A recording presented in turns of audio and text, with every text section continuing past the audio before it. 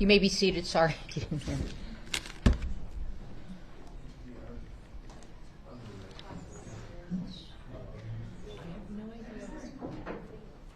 Okay, I got to turn this down. I read on Google how to do it.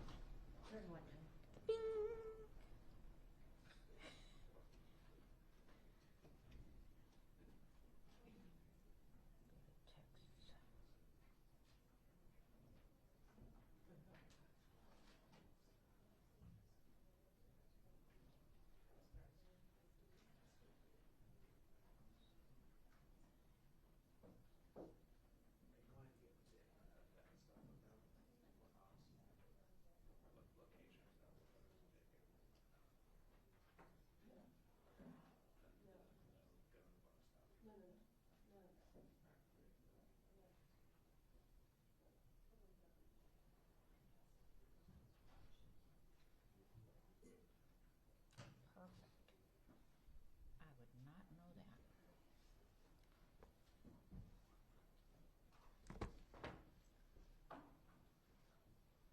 Good morning, everyone. Good morning, Your Honor. Good morning.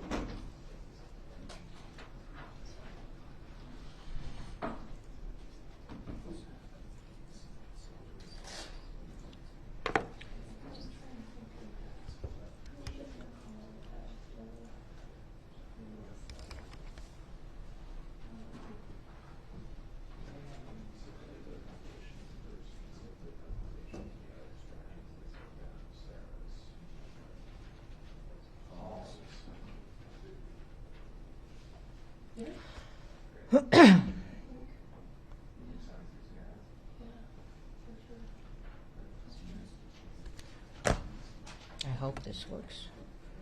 That's what they said to do. Are you talking about your phone, maybe? Or No. Oh, the phone, when I get a message from you guys?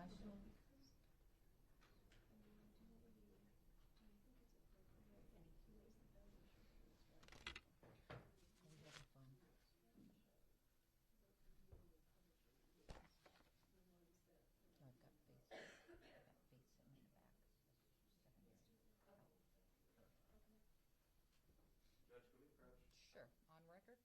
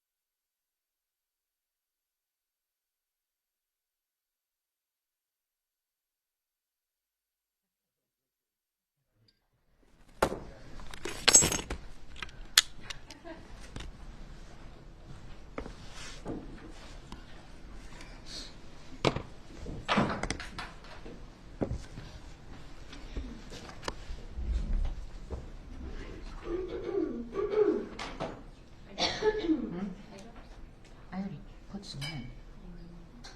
Huh? Should I put some more in? Okay. Can I have some? I'll get you a bottle. All 4 drops. I'm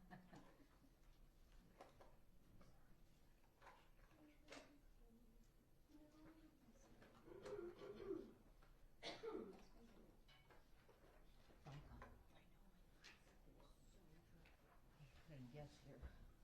Huh? I said I'm gonna guess here. Oh, missed it. That's 5 drops.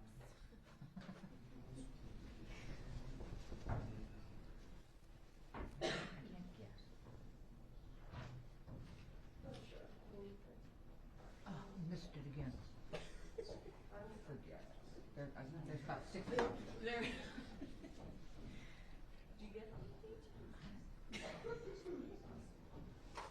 I only got it on my cheeks. As long as you don't Do swallow. I have a long? Do I swallow? As long as you don't swallow.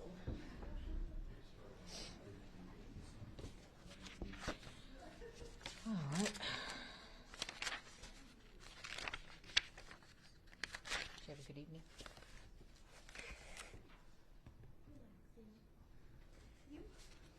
Took the dogs to the dog park because they were cooped up. Well, Aaron's been wonderful. He walks them in the morning, and he walks them at night.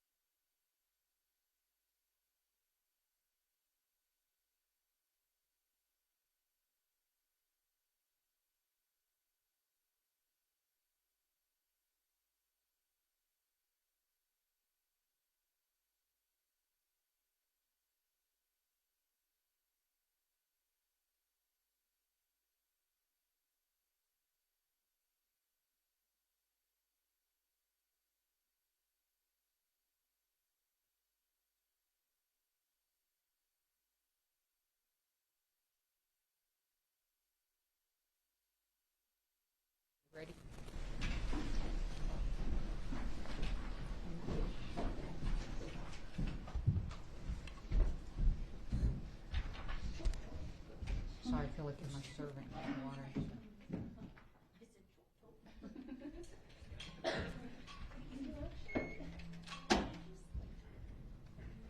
Okay, we ready for the jury? I believe so, Your Honor. Yeah, I'm sorry, yes. Yes? Yes, Your Honor. Yes. Okay.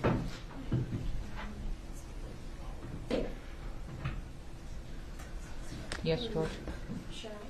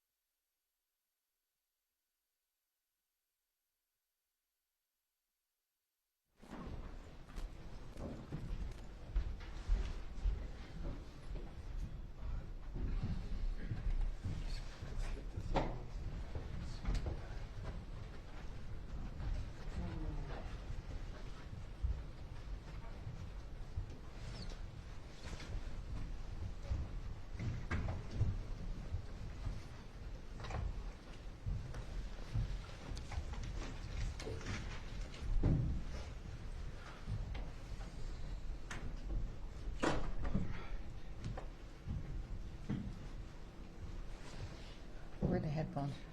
George is getting them? Okay. All right, you may be seated. Let's wait. We need the headphones. And I just need to get set up. All right, can you get your witness back on this? There you are. Sure.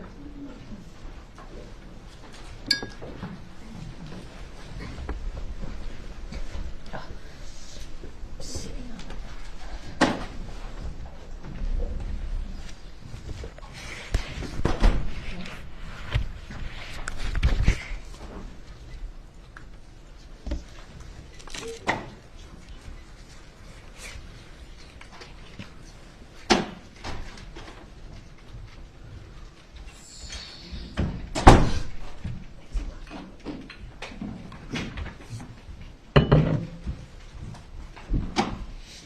George, Yes. let's get On his way. the.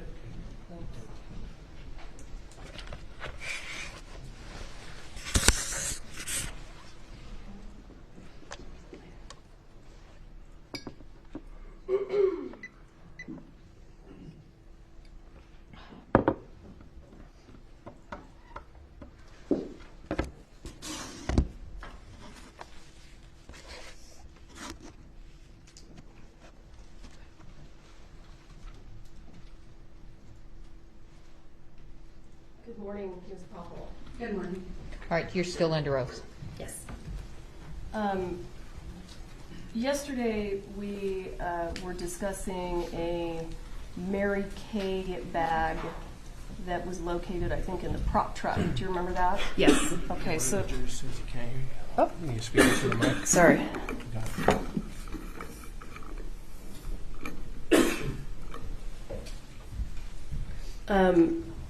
Yesterday, we were discussing a Mary Kay bag that was located in the prop truck. Do you recall that? Yes. So let's go ahead and continue there. I am showing you what we've marked as State's Exhibit 44A. Do you recognize this? Yes. And what is this a photo of? This is a close-up of what's inside that Mary Kay bag. I'm going to zoom in a little bit here. What are these over here on the right? Those are spent blank rounds. Okay.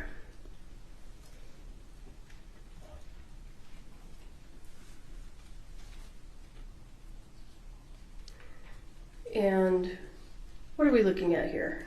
This- Counsel, I'm sorry. Oh, I'm sorry. What is the exhibit number of this particular? This one is 44B. 44. I apologize. Thank you, no problem. Yeah. Thank you. This is an overall view of what's inside that Mary Kay bag. Okay. And so were there things underneath these boxes? Yes. And what was underneath the boxes? I believe there were additional rounds underneath those boxes. Okay. And do you know what we're looking at here on the side? This is the outside pocket of that Mary Kay bag. Okay, and I'm sorry, this is State's Exhibit 45. Maybe I need another cup of coffee. I'm showing you State's Exhibit 46. Do you recognize this? Yes. And what's that? This is the inside of that bag once those ammunition boxes were removed, where you can see loose rounds. All right, thank you. And State's Exhibit, excuse me, 47. What are we looking at here? This is the middle portion of that bag. Okay. And do you recognize State's Exhibit 48? Yes. And what is this? This is a box of ammunition marked as dummy rounds 45 LC that was removed from that Mary Kay bag. And State's Exhibit 48A, do you recognize this? Yes. And what are these? This is the foam insert containing dummy rounds that was removed from that box. And how many rounds altogether, if you recall, were in there? 17. Okay, thank you. State's Exhibit 49, do you recognize that? These are those same rounds removed from the foam insert and laid out. Okay. And what's the round that you have there by itself up at the top? That round that's moved sideways posted a concern at first because it was not making any noise with ball bearings inside like the rest of the rounds were. Is this the same Dentix round that we admitted into evidence yesterday? It is not. It is not. Okay. This is just a round that was in that box that didn't shake. Correct. Okay. And did you do anything with that round? We sent that round to the FBI because it was of concern, and their determination was that the ball bearings were stuck inside of it. Okay. All right. Thank you. That was the reason it wouldn't rattle? Correct. Okay. State's Exhibit 50. What are we looking at here? This is an ammunition box of marked as 3840 dummies that was removed from the prop truck. And are all of the rounds in that styrofoam insert 3840 dummies? No. What other calibers in there? Some of them are 4440s. All right. Any 45 Colt rounds in there? No, I don't believe so. Okay. State's Exhibit 51. What are we looking at here? This is a close-up of those same rounds. Okay, and we can kind of see the head stamp there. Can you see that? Yes.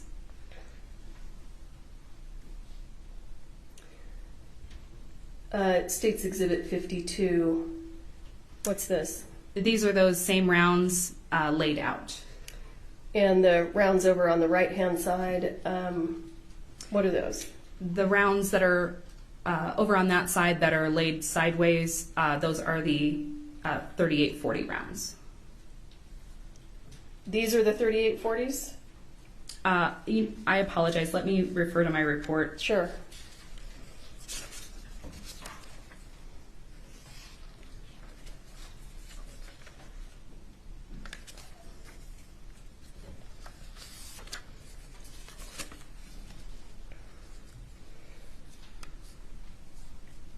No, I'm sorry. Those are the 4440s.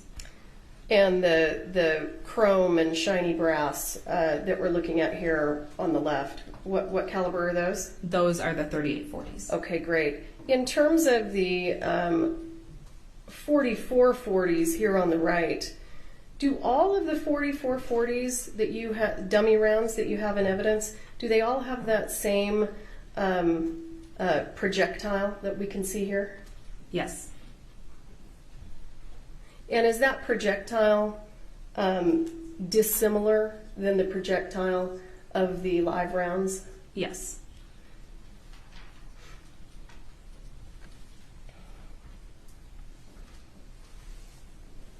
State's Exhibit 53. What's this? These are the rounds that were provided to Detective Hancock from Hannah Gutierrez during her interview. Okay. And were they all dummy rounds? Yes.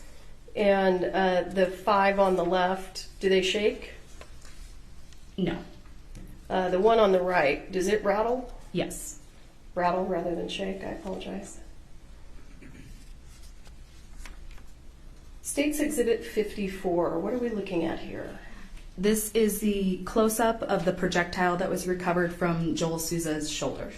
Okay. And just to be clear, this is the only projectile that was that was taken into evidence presumably from the injuries of the victims. Correct. Okay. State's Exhibit 55. What's this? This was a bag of spent casings that was located inside the Mary Kay bag. And State's Exhibit 56. These are those same casings laid out. And I see that you have some separated up here on the top left. Do you see those? Yes. I'm going to move to State's Exhibit 57. What's this? This is a close-up of those same rounds. The casings? Casings, yes. All 4 of these spent casings, are they all 45 long Colt or Yeah. 45 Colt? Yes. And are they all Starline brass casings? Yes. It would appear that they all have silver primers. Yes.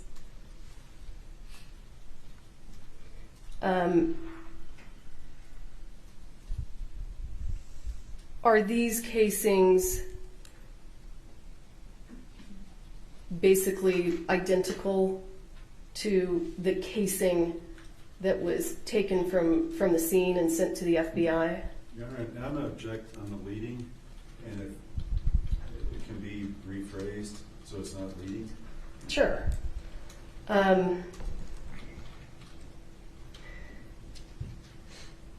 Did you find any spent casings on the prop cart? Yes. How many? 1. And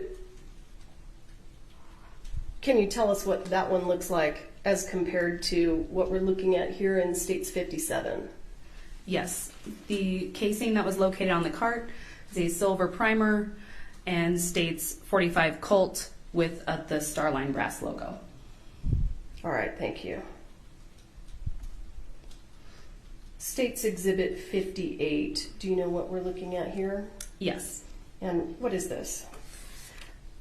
This was a shirt collected from the scene that was marked as item 18. Do you know which of the victims this belonged to? I believe this was Joel Souza's shirt. Okay.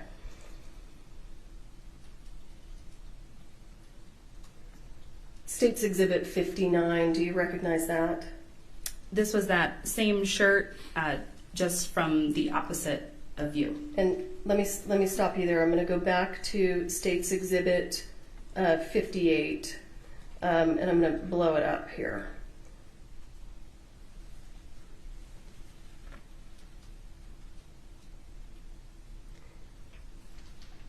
Do you see here where it says marker 18? Yes. What does that mean to you? What that correlates with is what I marked it with our crime scene evidence markers on scene. So it was marked on scene with a yellow marker that stated as 18. Okay. State's Exhibit 59. What writing do you have here? I have it as from Med 60. Okay, so I'm going to ask you again. I think you indicated that this was the same shirt that was in 59, is it? Or I'm sorry, 58. It is not. I apologize. Okay, so let's move to State's Exhibit 60. Do you recognize that? Yes. And what are we looking at here? This is the shirt collected from Med 60, which was the ambulance, from a viewpoint of it laid completely out. And who was wearing this shirt on the day of the incident? I believe this shirt belonged to Halyna Hutchins. All right, thank you. And these have already been admitted into evidence, but State's Exhibit 61, do you recognize that? Yes. And did you take this photo? Yes. And can you tell us where you took the photo and why? This is the inside of Lieutenant Benavidez's vehicle, where the 2 boxes of ammunition that were handed to him were secured. State's Exhibit 62, what's that? This is a close-up on those ammunition boxes. And in State's Exhibit 62, can you clearly see that label? Yes. Can you tell us what the label says? 45 Long Colt Dummies, JS. And when you say JS, you're referring to those small letters in the center? Yes. All right. And State's Exhibit 63, what's this? This is that same box. Only, where was this photo taken? This was in my office, in my processing room. Okay. State's Exhibit 64. This is the inside of that box. And this round here, we may have already discussed it. Was this round sent to the FBI? Yes. Was it determined to be a live round? Yes. State's Exhibit 65, what's this? These are those same rounds removed from the foam insert and laid out. Okay. And if you know, and if you need me to bounce back to the previous photo, I'm happy to. From looking at this, do you know which of these is that live round? The live round in this case would be next to all of the rounds that have the hole drilled through the side. Here? Yes.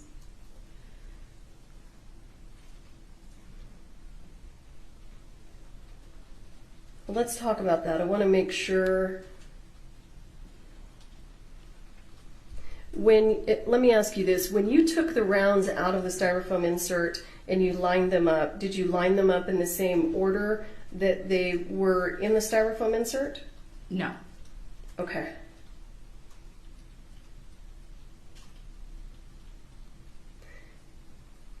Why did you put these 5 at the bottom by themselves? Because they were a different type of round. Okay, and so how are these 5 over here on the left different than the rest of the rounds from the box? So they have the hole drilled through the side. All 5 of them? Those 4, and then the one on the end would be the live round. Okay, this one right here. Yes. Alrighty, thank you. State's Exhibit 70. Well, let me stop for a second. I think you testified yesterday that you participated in a search warrant at PDQ Props. Is that correct? Yes. And did you collect any live ammunition from PDQ Props? Yes. Okay. And let's turn to State's Exhibit 70. Do you recognize this? Yes. And what is this? This was a box of ammunition that was recovered from PDQ Props. A box of ammunition? Yes. Was it live or dummy or blank? Only live ammunition was collected from PDQ Props. Okay. When you were there, were there other types of ammunition there also? Yes. Okay. State's Exhibit 71, what are we looking at here? This is the live ammunition that was recovered from PDQ props. And this live ammunition that was recovered from PDQ props, is it visibly different than the live rounds that were found on the movie set? Yes. And how is it visibly different? So there were different types of live ammunition collected from PDQ, including different stamps on that ammunition. And let me ask you this, the projectile shape, is the projectile shape different in these than in the rounds that were found on set? Yes. State's Exhibit 72, what are we looking at here? So this is a close-up of some of that live ammunition. And can you tell us what color primers the live ammunition from PDQ props has? This ammunition that we're looking at now had brass. Okay. And that's, is that different than the live rounds that were found on set? Yes. Did you bring another piece of physical evidence with you at my request? Yes, I did. If you can help me.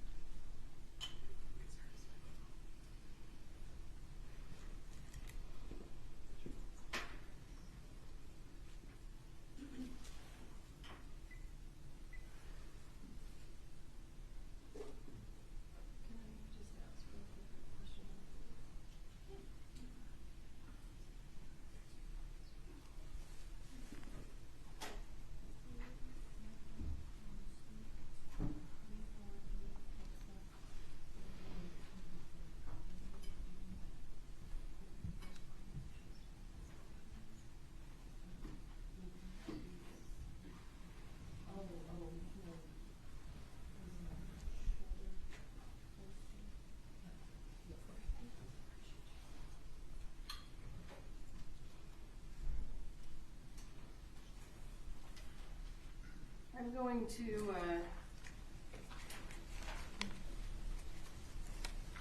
mark this item as State's Exhibit 91. Ms. Popple, do you recall yesterday when we discussed State's Exhibit 79? Yes. And remind us what State's Exhibit 79 is. This was a live round that was deconstructed by the FBI. And where did this live round come from? If I can see the label on it, I apologize. So this live round originated from the box that was handed to Lieutenant Benavides. Okay, and that's the box that just has the one live round in it that we looked at the photo of? Yes, with the silver primer. Oh, I'm not connected anymore. Okay, and that would have been State's Exhibit 64, for the record, is what we're referring to. Yes.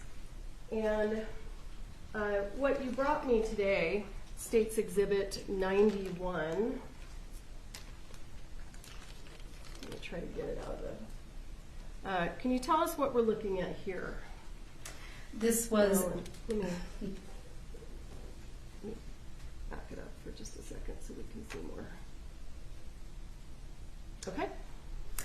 This was a round collected from PDQ that was then sent to the FBI, and the FBI deconstructed it. Okay. Well, what was the purpose behind sending the live rounds from the set and the live rounds from PDQ to the FBI? They did an analysis of the gunpowder components in both rounds. Okay, great. So what we just saw in State's Exhibit 79, this is similar.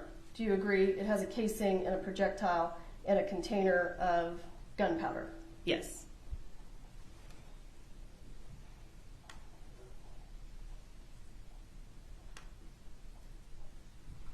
Can you see the gunpowder that I've zoomed in on there? Yes. And does that look to be the same just visibly from just looking at it? Does that? I'm not object to that.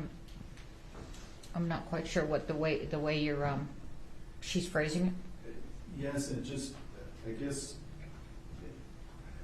it's okay. Sometimes it sounds leading to me, but it's okay. We just go for it. All right, thank you. Is this different than the other exhibit, the gunpowder? Yes. Okay, it looks different, right? Yes. Thank you.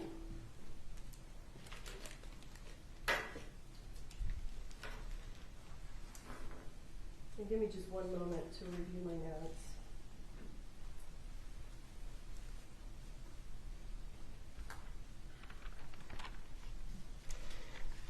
And just for completeness, do you also have a large amount of blank rounds in evidence?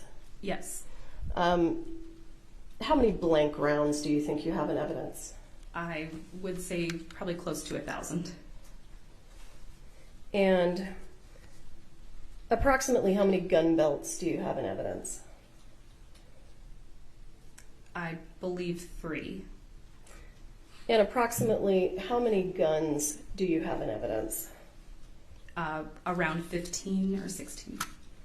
And those are real functioning firearms? Yes.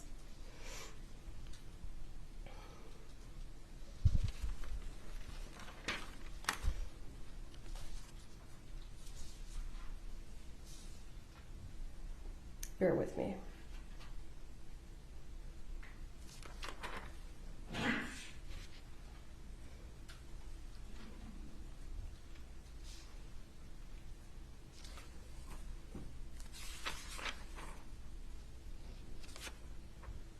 I'll pass the witness. Thank you. Cross-exam. Yes, Your Honor, thank you.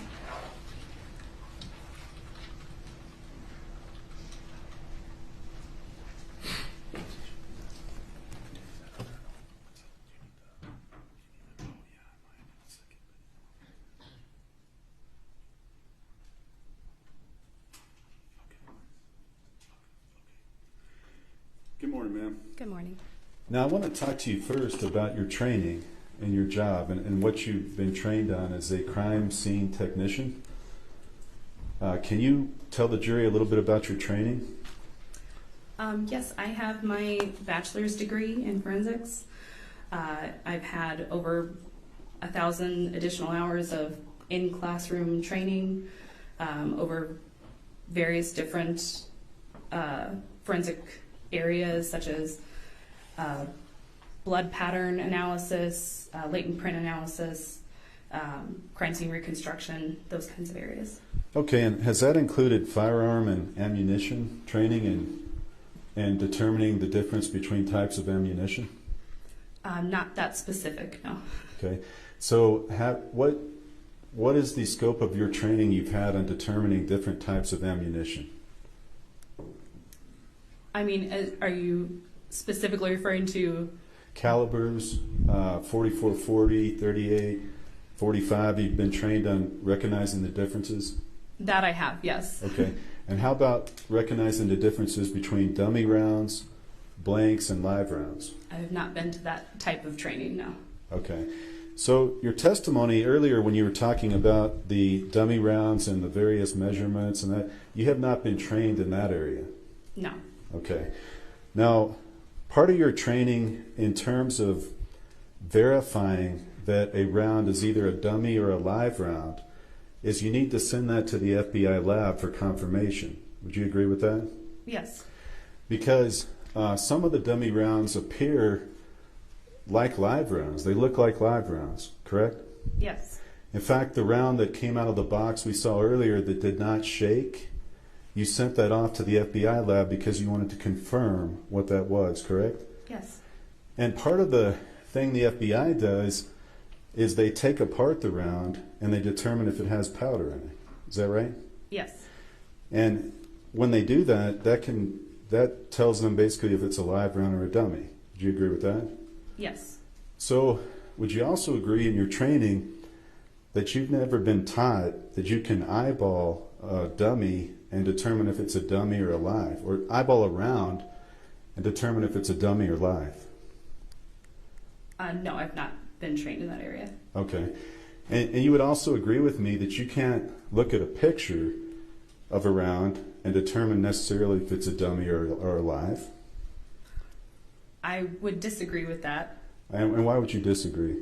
The rounds that have holes drilled into the side of them or the primers removed appear to visibly be dummy rounds. And those do. Now, how about the rounds that don't shake, don't have a hole in them, and you're looking at that? You can't tell just by looking at it that's live or dummy, correct? Correct. And that's why you sent that one off to the lab again, right? Yes. Okay. Now, I want to show you what's been marked as defense I. Now, show counsel.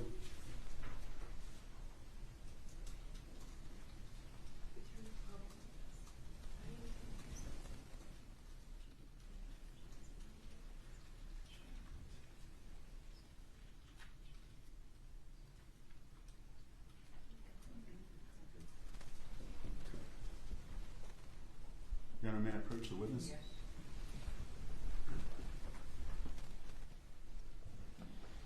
Did you take this photo?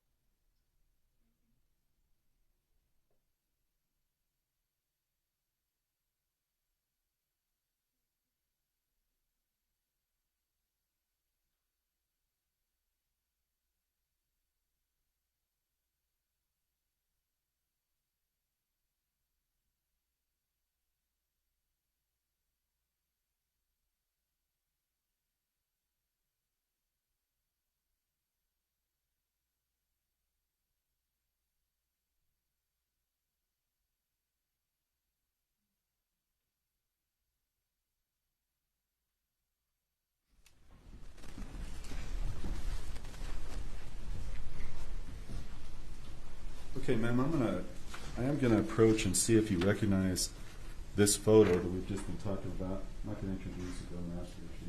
Sure. And this is defense I. If you could take a look at that. You, ma'am, do you recognize that photo? I do not. Okay, and so you didn't take that photo? No. Okay.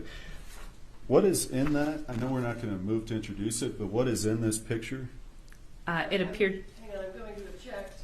She's never seen the picture before. She didn't take the picture. I don't think she can answer that question without it being completely speculative. And I'm just asking her to identify it.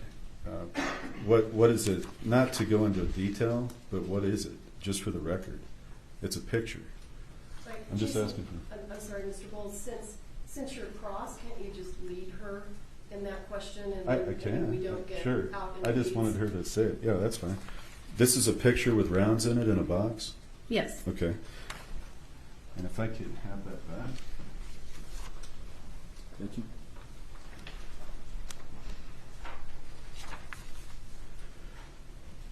Okay, ma'am, so in terms of recognizing live versus dummy rounds, you would also agree with me that you have not been trained on the shininess of rounds and how that you can't tell a dummy or a live from their shininess, right?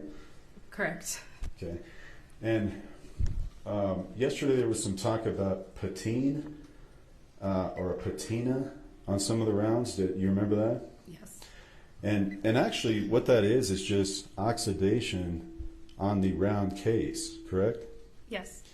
So in other words, when a round sits around for long enough, oxygen interacts with the metal and it's just going to turn a little color, correct? Yes. And because oxygen does that to the outside of a round, you don't know whether that it doesn't matter whether there's a patina as to whether it's live or a dummy, correct? Correct. Because they have the same cases. Yes. Okay. Now, with regard to the FBI, there were several things that were sent to the FBI. You testified yesterday for testing, correct? Yes. And there was DNA testing requested on the revolver that was used by Mr. Baldwin, correct? Yes. And you knew that that was submitted? Yes. Now, yesterday you talked about somebody told you at the FBI that the live rounds could not be tested for DNA. You remember that? Yes. Who did you talk to specifically? I don't recall who I specifically spoke to at the lab. Okay. Did you make that call? To not send them? No, did you make the call to the FBI personally? Yes, I did, along with their representative for our area, who was Agent Cortez. Cortez. Okay. Now, were you aware that we had requested those rounds, fingerprints and DNA be taken from them? That you requested it? Yes. No. Okay, you were never told that? No. Okay. And you're also aware that those live rounds were never tested for their fingerprints? I was not aware of that. It was my understanding that they were tested for fingerprints. Well, then you're not aware that I asked Detective Hancock to do that and it wasn't done? You're not aware of that? Objection to the form of question. He's asking her to speculate. Well- How would she know what he says to Detective He's, Hancock? he's not asking her to speculate, but she's answering your question about whether you are aware. I don't know if this I think you can follow up about why, what's the purpose of asking this witness about those things? Yes. And yesterday you testified that these live rounds had been sent for fingerprints. That was my understanding. But that you didn't talk to Detective Hancock to see that she didn't do that? It's my understanding that it got done. Where's the report on that? The FBI report on that? Yes. I would assume that the FBI would have it. Okay. And are you familiar with that report in Mr. Ziegler's report? I am not. Okay. So you haven't read that recently? Not recently, no. Okay. So you don't have first-hand knowledge that those live rounds were tested for fingerprints, correct? Correct. So you're just going on an assumption. That's what you understood. The information that I had from the lab. All right, just wait, all right? I'm sorry, Your Honor? I'm sorry to interrupt. He's Sorry, I forgot sending to things. speak here, so, Okay. Oh. No, Okay. sorry to Oh, interrupt you. no. Sorry, Your Honor. Okay, so again, that was just what you thought, but it wasn't. Anyway, we'll get into that with Detective Hancock. Okay. With regard to your role as a crime scene technician, you also took a series of photos of different scenes, correct? Yes. And that included the church, Yes. and that included the prop truck, Yes. and that included Seth Kinney's business PDQ, correct? Yes. Okay. With regard to the prop truck, do you recall when that search warrant occurred? For the prop truck Yes. took place on October 27th. Okay. And when did the search of Seth Kinney's PDQ business take place? November 30th. And then the incident on set, the shooting on set, that occurred October 21st, correct? Yes. Okay.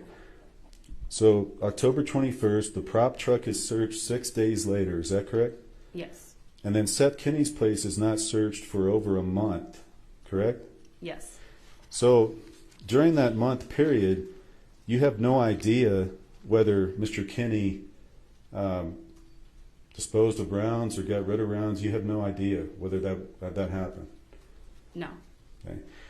And were you aware that Mr. Kinney had received rounds from the set of Yellowstone 1883? Yes.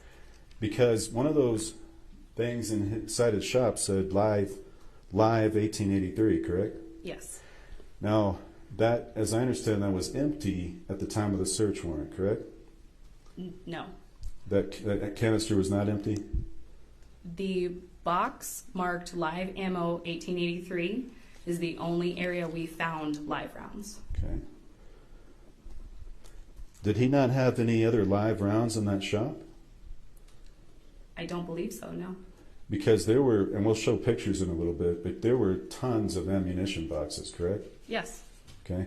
So, did you search all of those boxes? Did you look into all those boxes? I believe so, yes. Every one of them? I can't be certain. Okay. Because there's a lot of them. You remember Yes. that? Yeah. Did you, in fact, just take Seth Kinney's word on what was live and what was not? No, I know that boxes were dug through and it was a time-consuming process. Okay. Now, you didn't seize all of the rounds from that 1883 can, did you? I collected the live rounds that were in the box marked 1883 that were 45 Colt. Did you get all the 45 rounds from that canister? Yes, all of the 45 rounds. And did you ask him whether he had gotten rid of some of the rounds or used some of the rounds prior to you all getting there for the search? I did not interview Seth Kinney. Okay. So you don't know the answer to that? No. Okay. Now, earlier, you showed a picture of the Mary Kay bag. Do you remember that? Yes. And there was a box inside it with blue writing that we saw. Do you recall that? Yes. And it said something like dummy rounds 45 LC. Yes. And you know that that's Seth Kinney's box, correct? Yes, I know. Okay. And that box was found in the prop truck? Yes. Okay. Now, you're not aware whether Sarah Zachary may have taken anything from the prop cart to the prop truck, or are you? I do not know. Okay. So if she had removed anything from the prop cart and taken it to the prop truck, you would not know that. Is that what you're telling the jury? Correct. So Seth Kinney's box, you have no idea whether that was on the prop cart, but it was moved to the prop truck, do you? No. Now, are you aware that you responded to the scene at the time of the shooting, right? Right after the shooting. Yes. How long did it take you to get there after? It took me several minutes. We had a meeting in our criminal investigations division first before we all headed out to the scene. How long did it take you after those several minutes to get to the scene? I do not recall. Okay. Was it 30 minutes? Was it an hour? How It long was the drive? Was, I would say, 30 minutes at most. Okay. So when you got there, were you aware that other sheriffs had gotten there? Yes. At what time, how long after, if you know, did those sheriffs report after the shooting? How long did it take for them to get there? I do not know. Okay. At the time you got there, did you see whether Mr. Baldwin was segregated in a vehicle? I don't recall. Did you see that Miss Gutierrez was, though? Yes, I recall her being in a vehicle. Do you recall seeing Alec Baldwin talking on his cell phone and just walking around? No, I don't recall that. Okay. You haven't seen any pictures like that or video or anything like that? In the following days in media, yes. I've Okay. seen him on the phone in photos. So you're aware now, you can tell the jury he was not segregated. I do not know. Okay. Now, with regard to your work on set that day, you took pictures when you responded to the shooting. Did you do any interviews, anything like that? No, I do not interview. Okay, and your job at that time as a crime scene technician is to secure the scene, secure the evidence. Would that be fair? Yes. Part of your goal in securing the evidence is to make sure that you get it right, you get the chain of custody right, and you make sure that's logged. Is that right? Yes. Why is the chain of custody so important? The chain of custody is essentially the tracking of where the item originated from to who has possession of it now and everything in between. Okay, and if there is a break in the chain of custody, that's a problem for you in terms of verifying that evidence, correct? Yes. Now, if before you got there, Miss Zachary had thrown rounds away and she had taken items from the prop cart to the prop truck, that could cause problems with the chain of custody, correct? Well, if someone were to remove evidence from a scene, it wouldn't just cause problems for chain of custody, it would cause problems because we no longer have that evidence. Correct. In fact, if you don't have evidence, it's lost. That's a serious problem in a case like this, correct? Yes. And this is a death investigation, so you would ideally want all of the evidence that might be relevant for a jury to see later, correct? Yes. Now, are you aware here that Miss Zachary actually threw those rounds away? Beyond my scope of knowledge. Okay. And again, we're talking about those getting thrown away. But now let's talk about if items were taken from that prop cart to the prop truck before you got there, would you agree that breaks the chain of custody? It disturbs the scene. Would you agree with that? Yes. So in other words, when you get there and you take pictures of the prop cart, you wouldn't know if that's how it looked at the time of the shooting, would you? No. And we saw a picture of those boxes that went into Deputy Benavides' truck. Do you recall that? Yes. Now, later on, I know you put them back in the cart to take pictures, correct? Yes. So, and I know you weren't intending to do something, but when you placed them back, you have no idea if that was where they were before. That was not the reasoning behind placing them into the scene. I understand, and I'm not trying to say you're reasoning a certain way. I'm just saying that you did not know when you placed them back for a picture that that's exactly where they were before. Correct. So when the jury looks at a picture of the prop cart now, they don't know if that's where those were at the time of the shooting. And that's not your fault. I'm just saying that that's a fact, correct? Correct. And in terms of evidence, when you're trying to, as a crime scene technician, you don't want people, for example, to reach across the crime scene tape and either grab evidence or put evidence on a cart, correct? Correct. Now, similarly, you would not want, as a crime scene technician, for an officer to handle a weapon with his bare hand. That wouldn't be ideal, would it? No.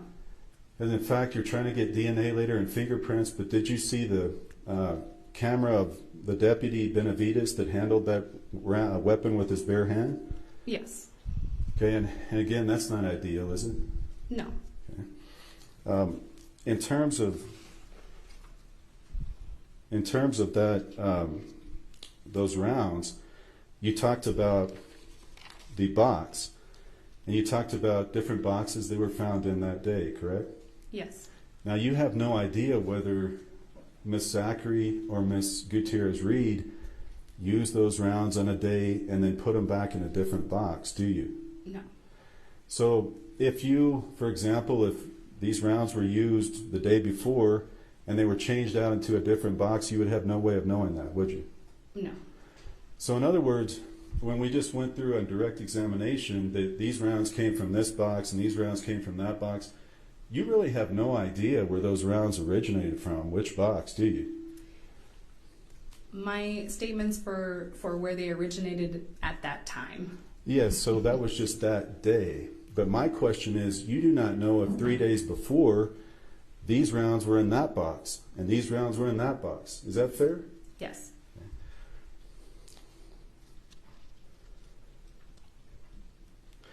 Now, and I'm not,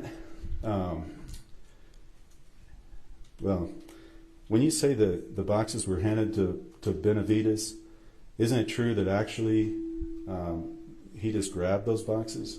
I do not know. Okay. So when you said they were handed to him, you really didn't know that? No, that was the information that I was given. Okay. But again, the lapel cam, everybody can watch it and see it, but for example, it doesn't look like anybody handed it to him. But you haven't seen I'll just object to the form of question. She's indicated that I don't think she knows. it? No, you're right. She's right. I'm sorry. Yeah. So I'll move forward on that. Now, I do want to show you some pictures that we're going to label, and I think by stipulation that we would ask these to be introduced. And if it's possible, if Mr. Bullion could. J through N. J through- J through what? J through N. M as in Mary? N is in Nancy, Judge. All right, so they're moving for the admission. Do you have any objection? I don't have any objection as long as they are certain that these are photos that Ms. Popple took.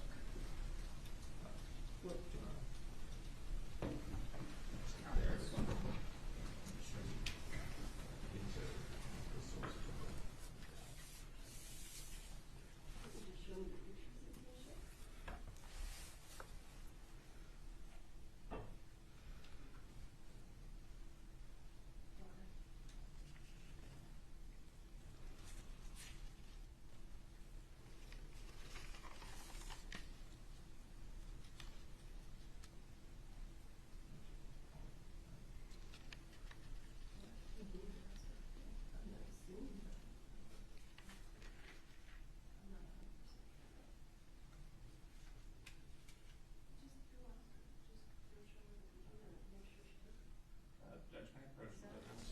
That's fine. Well, usually you would take the photos and see if she recognizes them. There's quite a few, Judge. It'll be much faster to do it this way.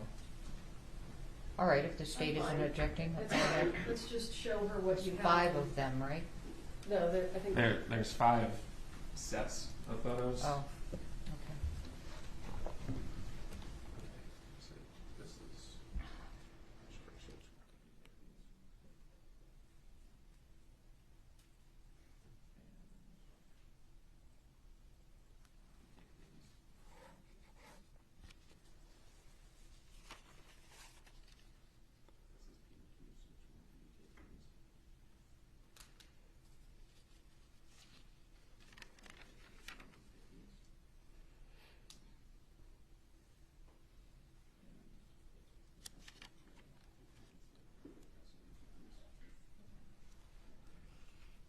No objection, Your Honor. All right. J through N is admitted. Series of photos.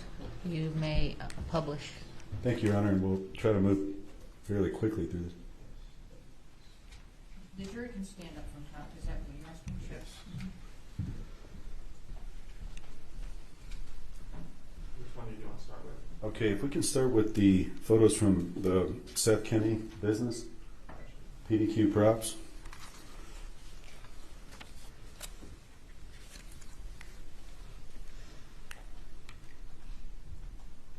Mr. Bowles, are you intending to admit every single photo there? Yes. Yes, but we don't want to show them all. Okay, Yeah, okay, we're just going to kind of. no problem. Okay. And ma'am, can I first ask you, did you say that you had taken some of these photos or all of these photos? Yes, all of these photos. Okay. And again, this is from the search warrant of Seth Kenny's business in Yeah. November? Okay. Yes. Now I want to say, just quickly, what is this shot?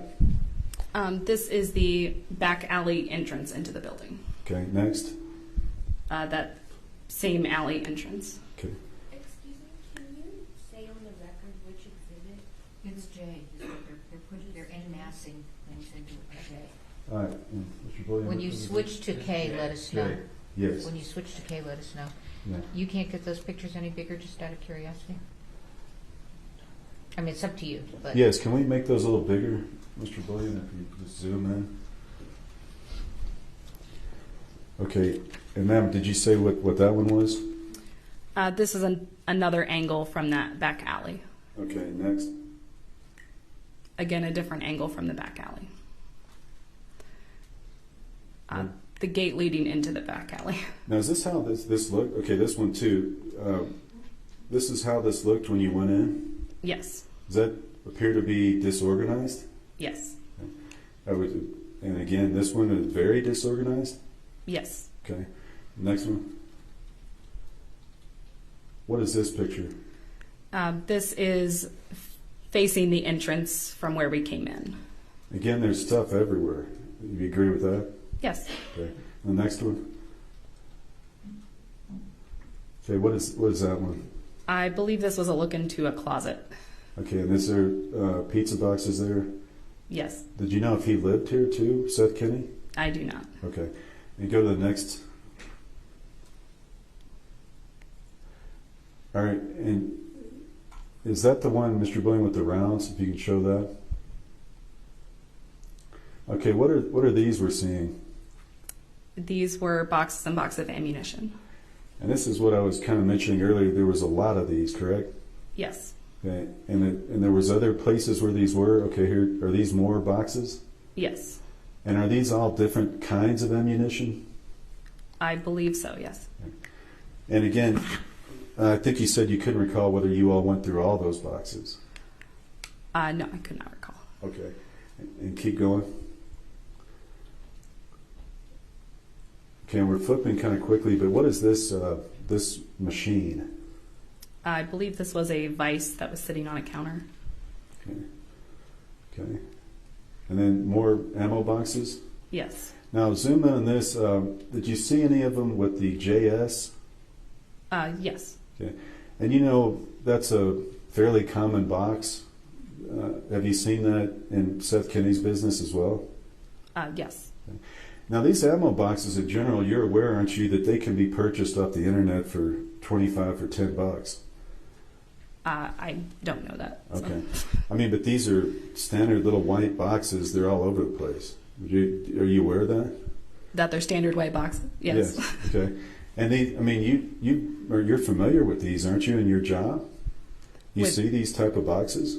I see ammo boxes, not necessarily all white ones with certain stamps on them. Okay. Well, how often do you see JS? Not a lot. Okay. But you do see them from time to time? Not that I recall. Okay. Well, there's a lot there.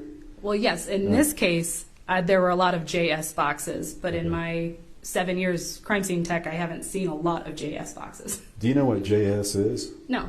Okay. Okay. Next one. And again, we got 32 Smith & Wesson, 22. These are more ammo, right? Yes. Okay. Next. More Again, the JS. Is that the JS there? Yes. Okay.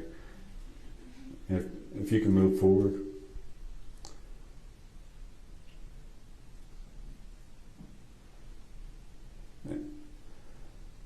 Okay, and what are these?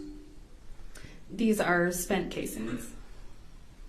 Do you see the primer, how it's dented? Yes. What is the significance of that? That means that this round has been fired, so a firing pin has created that indent in this casing. Are you aware that there's a thing where a primer can be slightly dented, and then if it was struck again, it could go off? Are you aware of that? No, I'm not sure what you're referring to. If a hammer hits a primer and it doesn't strike it hard enough, it can create a small indentation or dent in that, correct? I think this is pretty far outside her scope of expertise, and we've got plenty of other witnesses who can answer Sure, these questions. we do. Okay, let's we move do. on. Okay. If you can move to the next picture, Mr. William. And then again, what are just if you can give the jury just an idea of what these are? Is that more ammo? Yes. Okay. And again, that's and that one in particular was just in a gray tub. Yes. Okay. And the next one. What are some of these pictures? This was the front room area. Okay.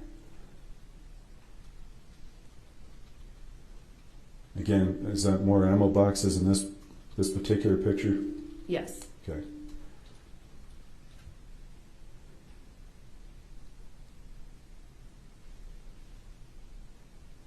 Okay, and again, is that a JS notation? Yes. Okay. And you can move forward, please, Mr. Billion.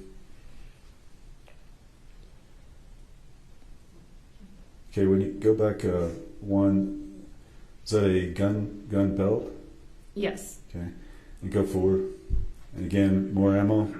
Yes. Okay. And we've seen enough of those. If, unless you have anything in particular, but that's we get the flavor of those. If you can move to the church pictures. Is that K now? There's a couple that are different. Okay, go ahead. Put those up. We're still in J. Okay, what is this picture? This was a box that was located marked live ammo 1883. And again, that was what we talked about earlier? Yes. Okay. And what is this one? This is an overview of where that box was located. Okay. And finally, what is this one? This is what was inside of that box. Okay, and there's several in that live ammo. There's several boxes here, correct? Yes. What is that? What were those that said lead? I don't recall. Okay, you don't recall what was inside those? No. Okay. They're labeled various types. Did you go through all those? Yes. But you can't tell the jury today what was in them? I don't recall what was in them. I only collected 45 live rounds out of this box. Okay, and here's 45 LC. Is that right? Yes. What are those loose rounds around it? Those were, I believe some of them were live 45 rounds. Okay, were those collected? Yes. Okay. And how about these? This was a close-up of what was in that box marked 45 LC. Okay.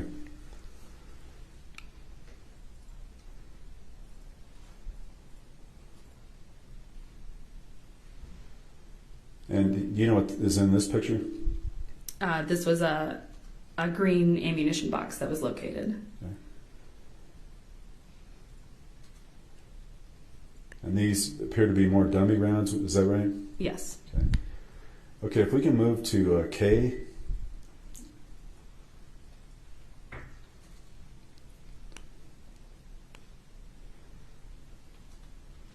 Is there going to be some kind of demarcation so that we know which is J, which is K?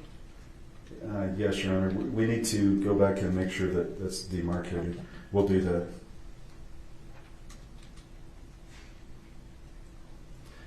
Well, while we're finding that, I have a couple more questions. The round you talked about in government or states 49 earlier that had ball bearings in it that didn't shake or apparently were stuck inside. Do you recall that? Yes. And that was the one that you sent off to the FBI lab? Yes. So that would have been a round potentially on set that didn't rattle. Yes. And that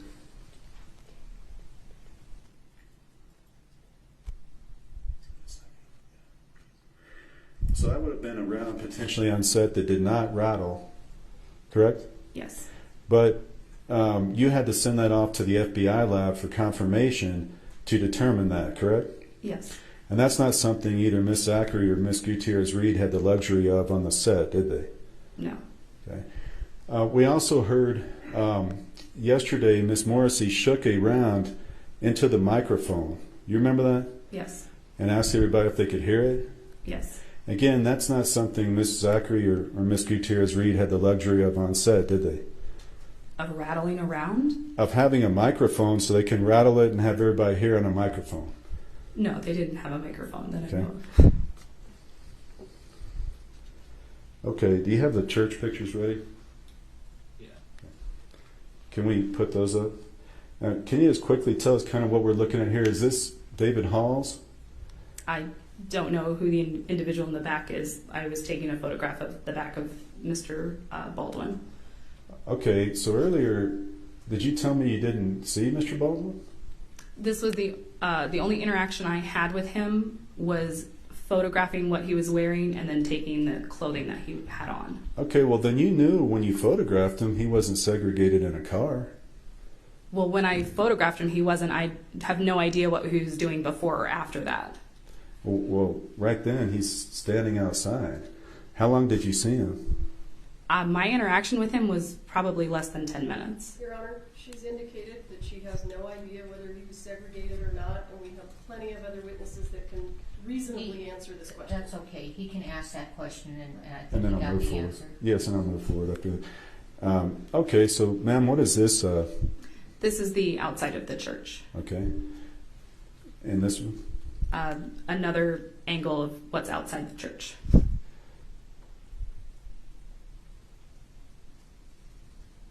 Do you know what the cart is that we just saw? I'm not sure what you're referring to. The cart that's in the photo now? Yeah, just we went by it. If you could go, go the other way.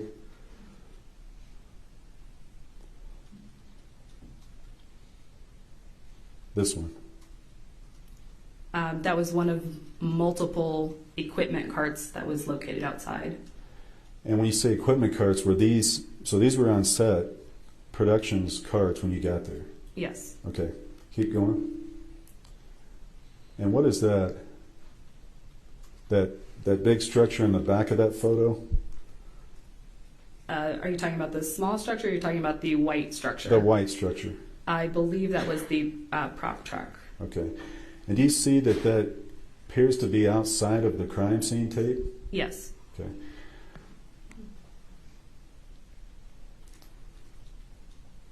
Okay, and these are more photos of the church, is that right? Yes. Okay.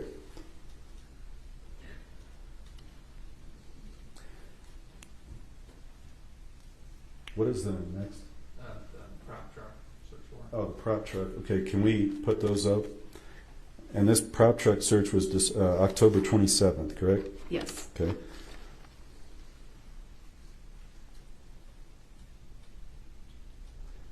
Mr. William, what is the letter on these? This one is M. M as in Mary. Okay, just a minute. Did we finish K and L, or? Yes. Okay, well, all right, so we went into K. You didn't tell us when we went into L. I apologize, Your Honor. All the church photos were L that we just saw. All right, let's make sure that when you send them to the jury, they have them properly marked, okay? Yes, Your Honor. Thank you. Yes. All right, M. Okay, this is M as in Mary, this series. Now, what is this here? This is the outside of the prop truck. Okay. And move, if you can. This is the exterior and side of the truck. Yes. Okay. And what is this picture of? This is the side door entrance into the truck. Okay. And this is the interior? Yes. Okay. Okay, and this is a gun belt in the interior of that truck? Yes. Okay. And what are these we're seeing now that we're zooming in? This in particular is a 45 LC ammo box. Can you also approach for a moment? Yes, Your Honor.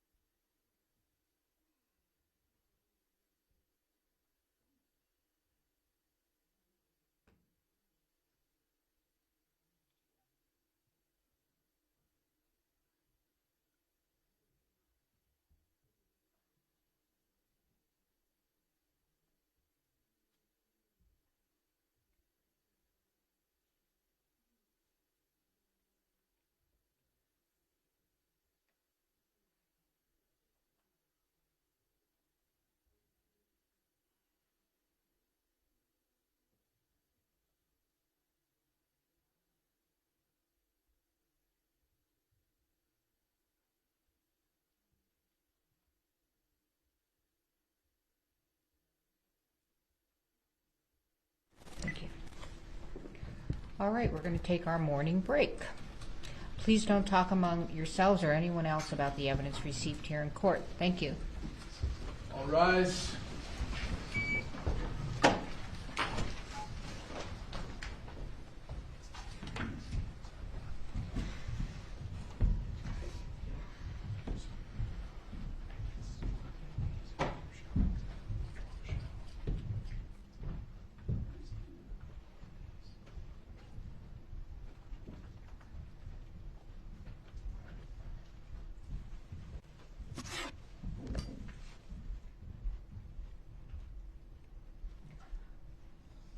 All right, you may be seated.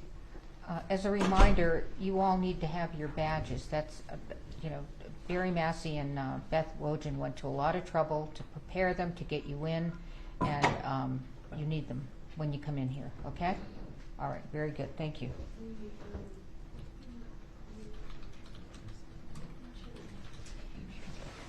You don't need me, I'm gonna go.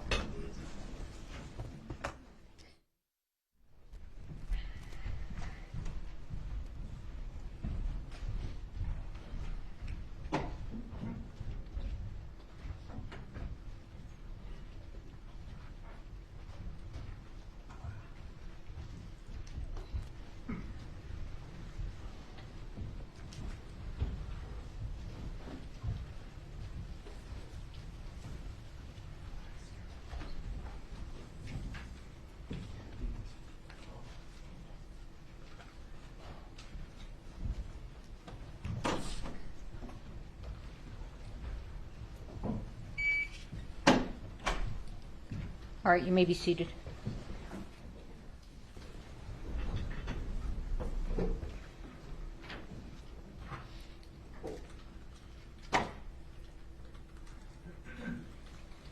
Can you speak again? Yes, can you hear me? Okay.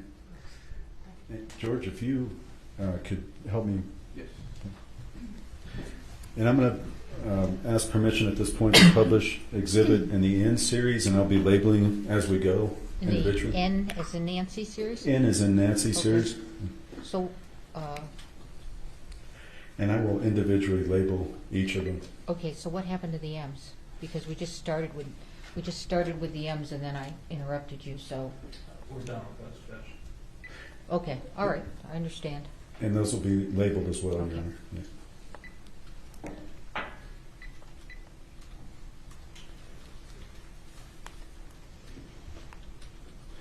Okay, ma'am, can you see that photo which is N as in Nancy 1? No, You can't see it? No.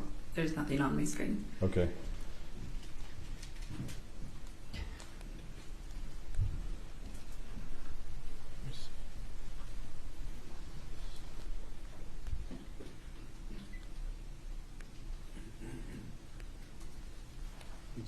Yes. Okay. And if you could please tell the jury what that is. This was a gun belt that was located in the prop truck. Okay, and N2. A different angle of that gun belt. Okay, and how about N3? This is a close-up of some of the rounds that were in that belt. Okay, and do you see different types of rounds in that belt in terms of the head stamps? I believe in this case, in this photo, they all look the same. Okay. Okay, I'm going to show you N4, and what is that? That's that same photo, but a little clearer. It's not as blurry. Okay. And are those primers, what color are those primers? Those are silver. Okay. And how about N5? This is a different area of the gun belt close-up. Okay. And it has, I see 45 Colt rounds, is that correct? Yes. And some silver primers? Yes. Okay. Now, were any of these on N5 determined to be live? No. Okay. So these are dummy rounds with silver primers? Yes. Okay. How about N6? This is a different angle of that gun belt. Okay. N7? A different angle of that gun belt. And is that the same with N8? Yes. Okay. And what is N9? This is a close-up of the brand marking that was on the belt. Okay. And what is N10? I believe these were the rounds that were in the belt that were removed from it. Okay. And they all have that, what you called yesterday, that patina? Yes, that darkening on the casing. Okay. And how about N11? This is those same rounds with the Spain Denix round removed. The Spain Denix round was the round that didn't shake. Correct. Okay. Okay. And N12? This is a close-up of the silver primer on those rounds. Okay. How about N13? This was a box of ammunition that was taken from the prop truck. Okay. N14? A close-up of some of the writing on that box. Okay. N15? Those boxes removed from the cardboard box. All right. And N16, is that just one of the boxes? Yes. Okay. N17, what is the significance of that photo? This was the writing on the outside of that box. And that has the JS also? Yes. Okay. And what is N18? This is the styrofoam insert removed from that box. N19? A close-up of a different cardboard box with ammunition from the prop truck. Okay, what is N20? This is an overall of the Mary Kay bag from the prop truck. Okay, and again we see in the middle of that Seth Kinney's box with the writing. With the blue writing that states dummy rounds 45 to LC. Okay. Again, N21 appears to be a similar picture. Is that correct? Yes.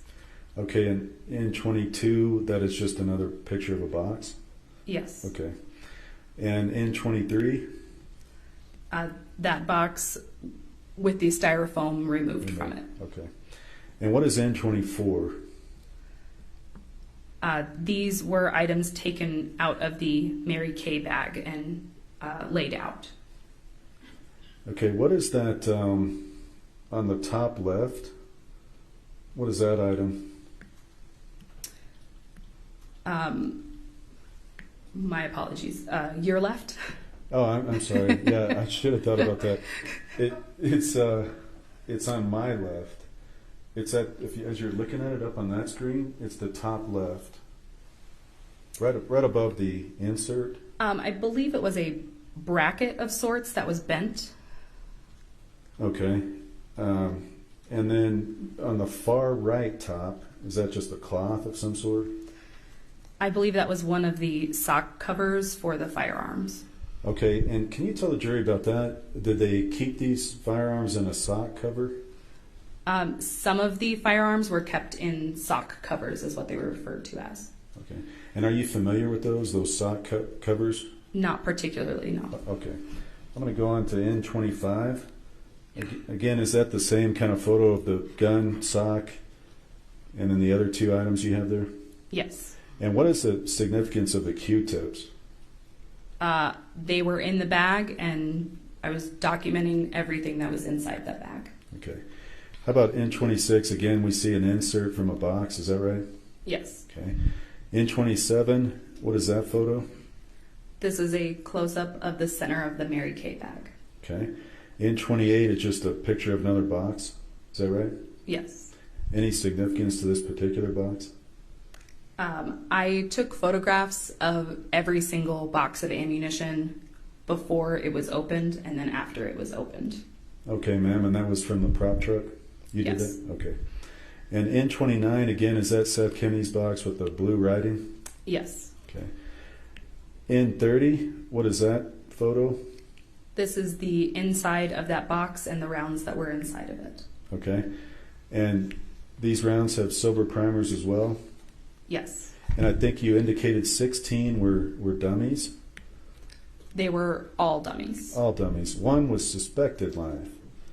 One was unknown, which is why it was sent to the FBI. Okay. That was the one that didn't shake. Yes. Okay.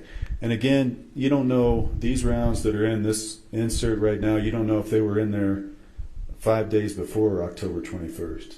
No. You have no way of knowing. N31, is that same picture? Yes. Okay. And N32? These are those rounds removed from the foam and laid out for photographs. Okay.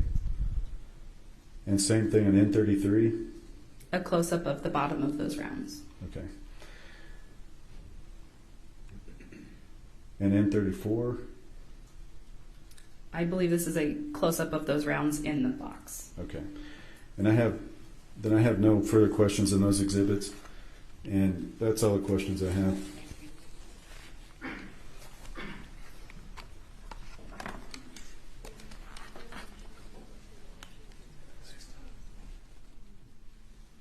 You want redirect? I'm sorry, Helen. That's fine.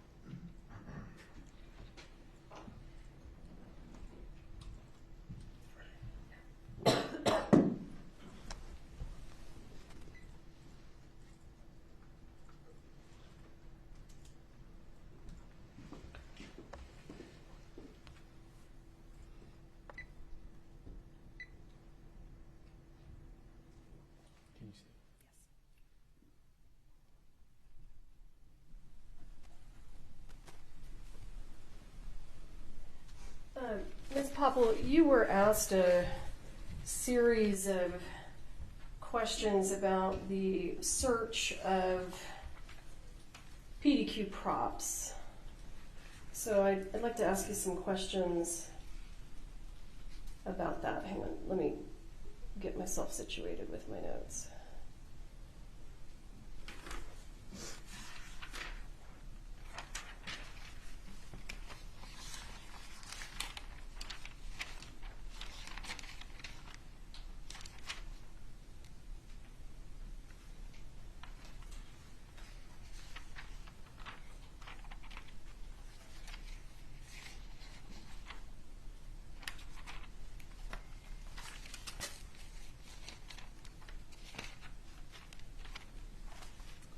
Hang on just a second, I'm missing something.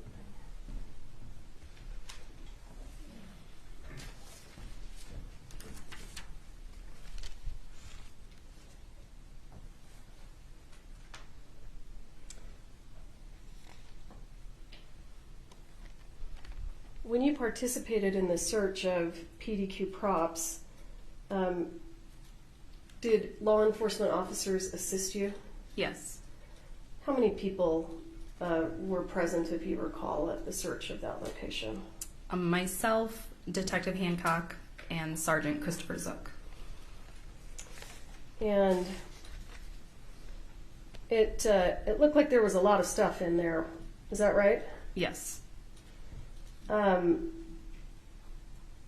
what's your understanding of what kind of business PDQ is? That they provide props to movie sets. Do they have to have props to provide props to movie sets? I don't. Yes. And that would make sense.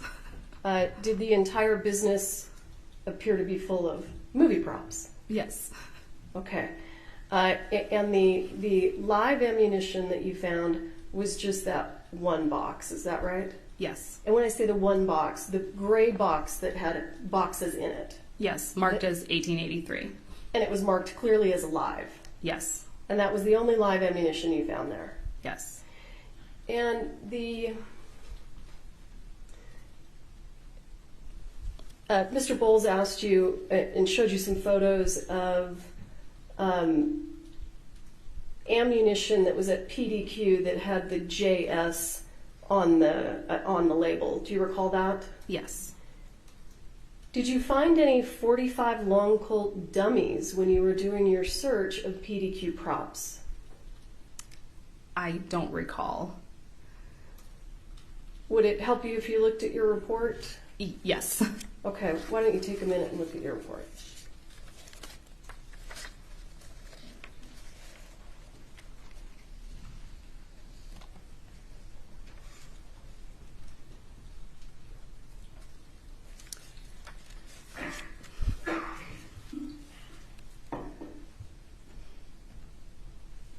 Did that refresh your memory? Yes. There was at least a gun belt that had dummy ammunition in it. Other than that gun belt, did you find any boxes of 45 long Colt dummies? I believe so, yes. You do? There were, you know what, I apologize, it's not specified in my report if there were additional dummies specific to 45 long Colts located. Our intent was only to find live ammunition at that point. That was the reason you were searching it? Yes. Okay. Did you find any boxes, if you recall, and if not, because it wasn't the focus of your search, that's fine, just tell us. Did you find any boxes of ammunition that match the one that's on your screen? I don't recall. If you were to, not that I'm going to ask you to do it now, don't worry. If you were to take some time and review all of the photos that you took at PDQ, do you think that would help you answer that question? Yes. Okay, great.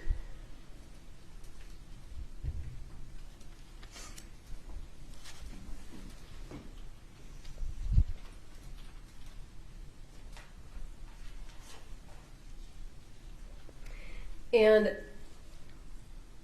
it's my understanding, based on your cross-examination testimony, that in terms of the live ammunition, you only collected 45 caliber ammunition. Yes. Was there other caliber live ammunition? I don't believe so. Okay. So the 45 long Colt live ammunition that you collected, that we've looked at photos of, that's the only live ammunition that was there? Yes. Okay.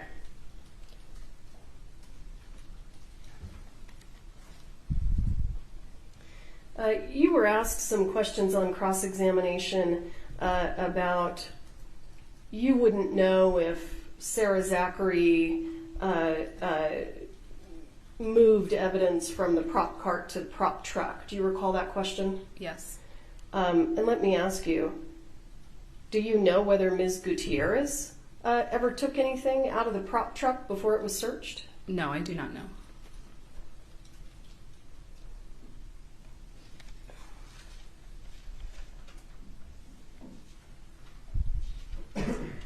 Mr. Bowles asked you some questions about whether you've received any training in how to distinguish dummy rounds and blank rounds from live rounds. Do you recall that?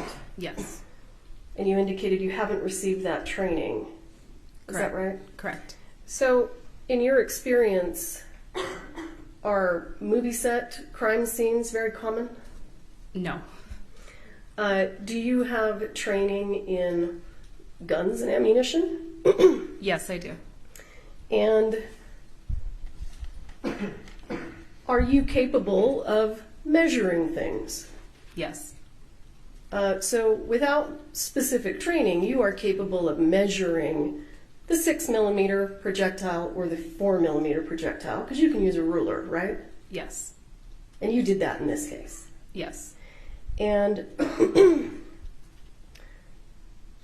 are you capable of distinguishing brass primers from silver primers?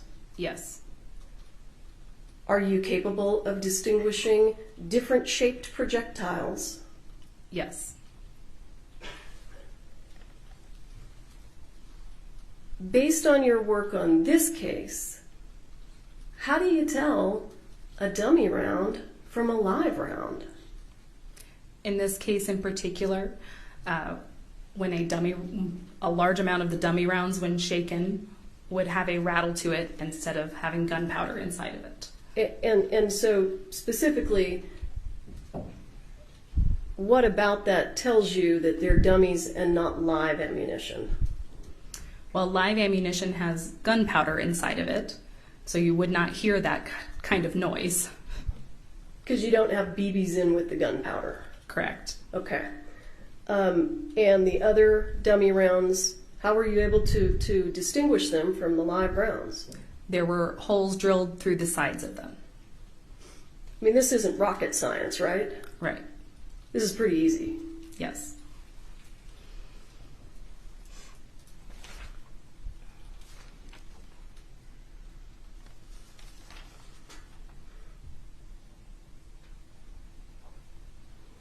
And you actually, just to be safe, you sent some dummy rounds to the FBI, right? Yes. Did any of the dummy rounds that you sent to the FBI come back as live rounds? No.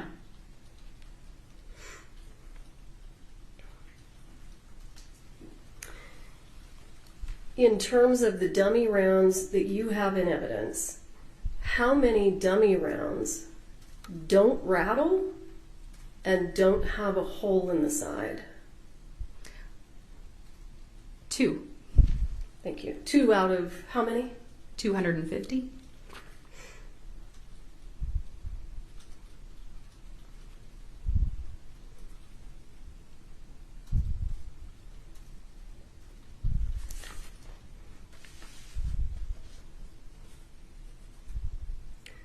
When you were at PDQ doing the search, is there a specific reason that you were only looking for .45 caliber rounds?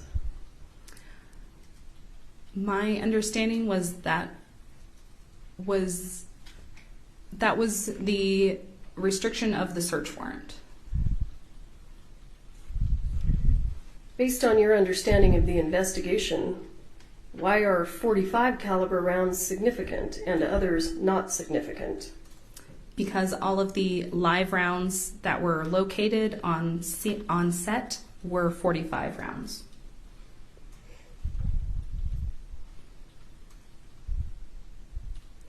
And to be clear, let's talk for a moment about the live ammunition that you collected from PDQ. What color were the primers? There were silver and brass primers collected from PDQ. In terms of the live ammunition? Yes. And do you have photographs of the live ammunition that has silver primers? Yes, I believe I do. Okay. I may have to have you come back. We may talk about that. I don't want to hang us up today.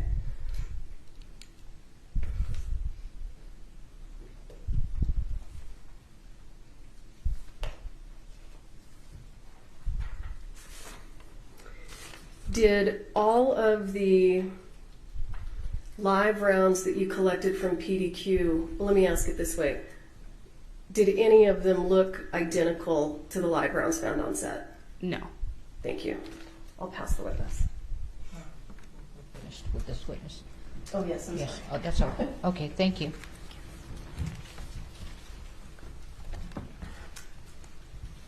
The state will call Christopher Zook.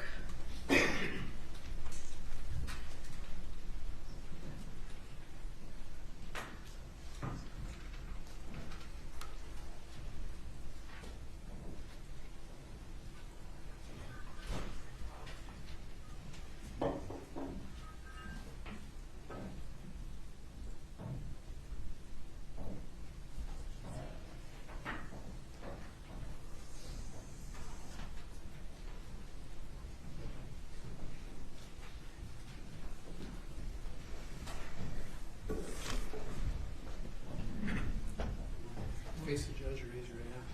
Do you swear or affirm under penalty of law that the testimony you'll give in this case will be the truth, the whole truth, and nothing but the truth? Yes, sir. All right, go ahead. Have a seat. Talk into the microphone, please. Go ahead and state your full name for the record. Christopher Zook. And Mr. Zook, how are you currently employed? I am currently retired. And where did you retire from? The Santa Fe County Sheriff's Office. And back on October 21st, 2021, how were you employed? I was a sergeant for the Sheriff's Office in the Criminal Investigations Division. And in that capacity, did you become involved in the investigation regarding the shooting on the movie set Rust? I did. I want to ask you specific questions. Did you participate in a search of the prop truck? I did. And were firearms located in the prop truck? Yes. Where were they located? In a safe. Were they removed from the safe? Yes, by CST, or the criminal specialist, Popple. The lady that just Yes, left? the one that just left, yeah. She Okay. was the one that unloaded or took him out of the safe. And when she took him out of the safe, what'd she do with him? So it was a large box truck that the safe was in, and I was standing outside of the box truck at the back of it, and she would take him out and put him on the bed of the floor of the truck at the opening of the back door, and then we would clear them and then take them into evidence. Okay. So you were responsible for clearing the firearms. Yes. That was not Ms. Popple's job.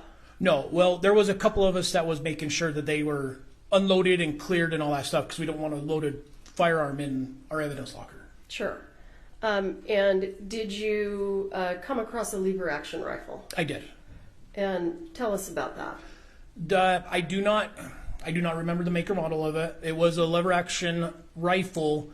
The way I was unloading the lever actions, they were an old style gun. I did not know where the magazine or the tube was on that.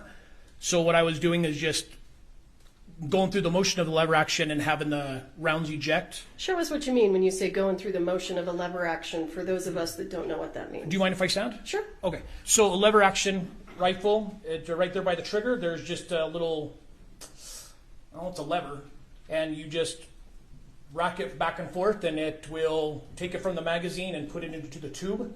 And then when when the round is spent, you do it again and ejects it, and then while you're coming back, it will reload another round. That makes sense? Yes. So you have to do the action, a lever action. And when you're doing the lever action, do the rounds inside just fly out? They eject out. They're supposed to. Okay.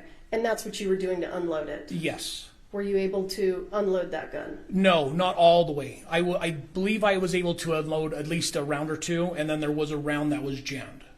And do you know what caliber of ammunition that lever action rifle took? It was a 44-40. And do you know why it was jammed? Because the round that was in it was a 45, which is just like very slightly bigger. Okay. It was enough to jam the rifle? Yeah, that is correct. Okay. All right. I'll pass the witness. Hi, sir. Good morning. Good morning, sir. So, sir, are you familiar with those types of Henry rifles? I'm not. And so you're not aware that you don't have to lever that to extract the rounds? I do now, but at the time I did not know that.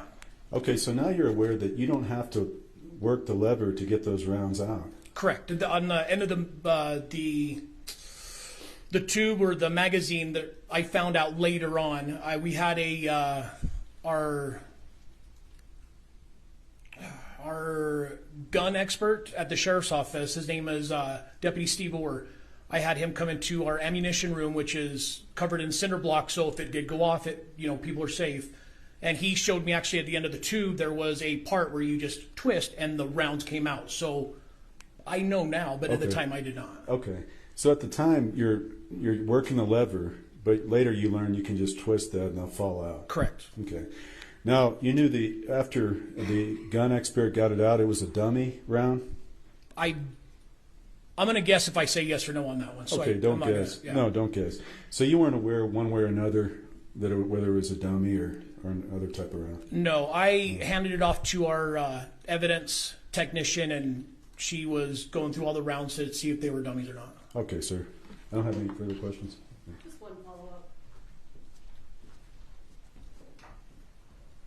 Were you present when Deputy Orr was removing the ammunition from that gun? Yes. Did the .45 caliber round come out easily? No, it It was actually jammed in the barrel of the gun. So once Deputy Orr showed me, hey, this is how you do it, we were able to take a couple rounds out, and the round was big enough it would not eject out of the ejection port, so he actually had to manipulate the round down into the tube, and then it eventually came out of the tube. So it did still fit into the tube, the magazine, but not into the barrel itself. Right. Does that make sense? Yes. Okay. So it was jammed in the barrel. Yes. Okay. So even when you were there with Orr and you were doing it the easy way, unloading it with his knowledge, that round still didn't want to come out. No, we had to manipulate it to get it out. Okay, thank you. Nothing further. Your Honor, may I ask one more question, so I don't have to recall them for this? Sure. No objection. Okay, thank you. Sir, just one last question. You know, when you levered it, that jammed the 45 round in the barrel? Yes. Yes. So I know there was at least a round. I don't remember if there was more than that. I know there was at least a round. So when I chambered it, that round got ejected, and then that 45 round came from the tube and went to the barrel, and that's where I freaked out. I thought I damaged the gun. Okay. But once I started trying to get it out, it wasn't even grabbing to get it out or anything, so it did jam it. So I did jam it, but I guess, assumed that all the rounds that were in it were the correct rounds. Yes, sir. Okay, thank you. All right, you're excused. Thank you. Thank you, Your Honor. Next witness. The state calls Brian Litzinger.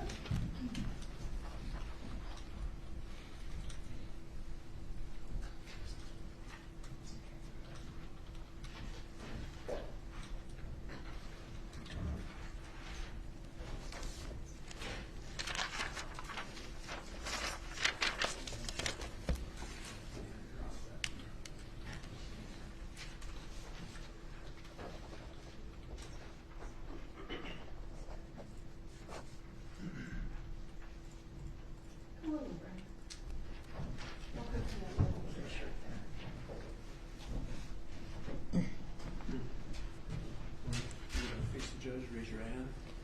Stand up, sir. Stand up. Sorry. Do you swear or affirm under penalty of law that the testimony you give in this case will be the truth, the whole truth, and nothing but the truth? Yes, ma'am. All right, have a seat talking to the microphone. Go ahead and state your name, sir. My name is Ryan Litzinger. Ryan, I'm sorry. I thought it was Brian. I apologize. That's okay. Mr. Litzinger, how are you currently employed? I am employed as a videographer and editor with a production company in Albuquerque. And tell us about that production company in Albuquerque. What do you do? So we are, we outfit productions with crew, camera, lighting, sound, DPs. What's a DP? Director of photography. And we're also a rental house, so we also rent equipment. Did you? I'm sorry. Crewing as well. So like staffing different productions. Okay, you help provide crew members. Yes. Okay. To different productions, and like I said, also a rental house. Okay. At any point in time, were you asked to do any work on the set of Rust? Yes. What work were you asked to do? So we were asked to. We were contracted to do duties of an EPK, which is stands for electronic press kit, which is something that a lot of productions have. Give us more information. We don't know what an EPK is or why. Okay, so basically there are days that are, reserved for behind the scenes, and there's also days that are reserved for cast interviews, and that together makes an EPK, and what the production company will do with that is up to them. Okay, so specifically, what did you do on this film, and if you can tell us what dates you did it? So October 13th, 2021 and October 15th, 2021, we shot behind the scenes footage and also captured production audio Okay. together. And we also conducted cast interviews. Okay, and in terms of I'm not so interested in the interviews, but in terms of the behind the scenes footage, describe to us, what are you filming and why? Are you just filming? So a lot of the time we try to get just the action.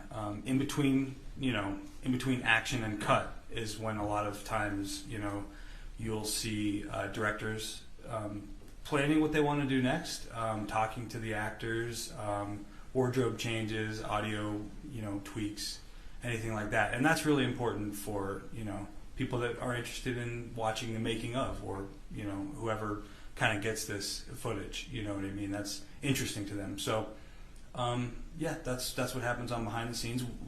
We try to focus on, the DP, the director of photography, the director, and the actors. I mean, that's a lot of what we do. So you're not actually filming clips for the movie. You are filming the actors and the crew working on the movie set. Yes. Sometimes, that's, yes, a majority of what we do is we film the actors and the crew on set working and doing their jobs. But sometimes we're at a place called Video Village, which is basically a setup where, people watch the scene that's being filmed. And we will sometimes shoot that. So it's just video of the actual movie being filmed. Sometimes we'll be there. Understood. But even when you're filming in Video Village, you're filming people working. Yes, they're working as well, yes. You're showing the director of photography looking at the monitor and seeing what is being filmed. Yes. Okay, yes. Understood. Mm-hmm. And I think that some of this will make more sense a little later on. Go ahead, sir. Oh, no, I was going to say if I'm not... No, it's fine. Okay. Just for people who aren't familiar with what you do, because I'm not going to show the videos today. We're going to show them later in the trial. Did I subpoena videos from you? Yes. And did you provide me all of the videos that you made on the set of Rust? Yes. And recently, did I send some of them back to you for you to review? Yes. How many videos did I send back to you for you to review? I counted 17. Do you recall approximately how many videos you sent me in response to my subpoena? I do not. Can you estimate? Can you give us an estimate?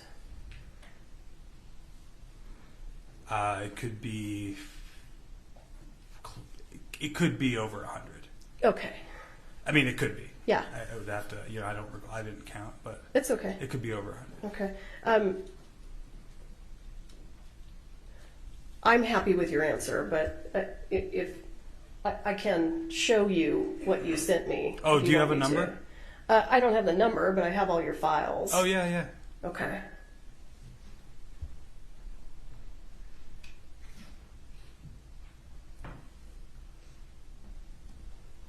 If you'll just give me a moment to switch gears here.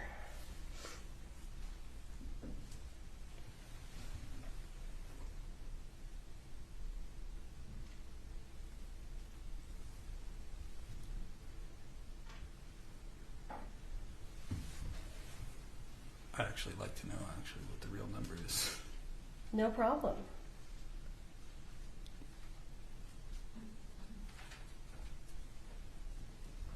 May I approach? You can just approach it. That's right, yeah.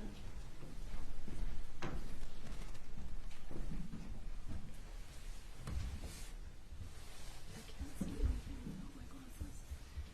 Does this file look familiar? Mm-hmm.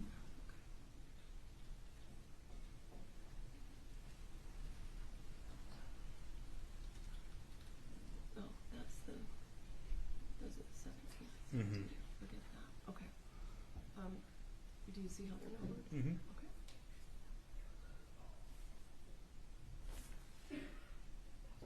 Okay. Okay, yeah. And then, hold on just a second. That's about... Bear with me. Oops.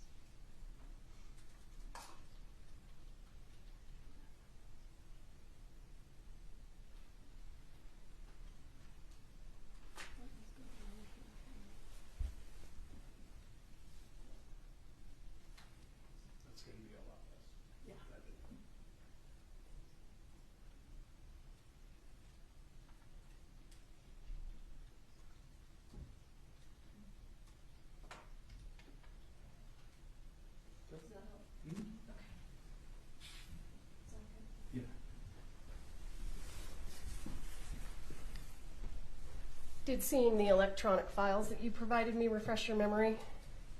Yeah, I mean, just about how much Yeah. content there was. 'Cause How it many was a long videos? day. How many videos did you give me? 126. Okay, thank you. And the 17 videos that I sent back to you for you to review, do you recognize those videos when you looked at them? Yes. And are those the videos that you filmed? Yes. And those specific 17 videos, what day did you film those videos? That was October 13th, 2021. Thank you.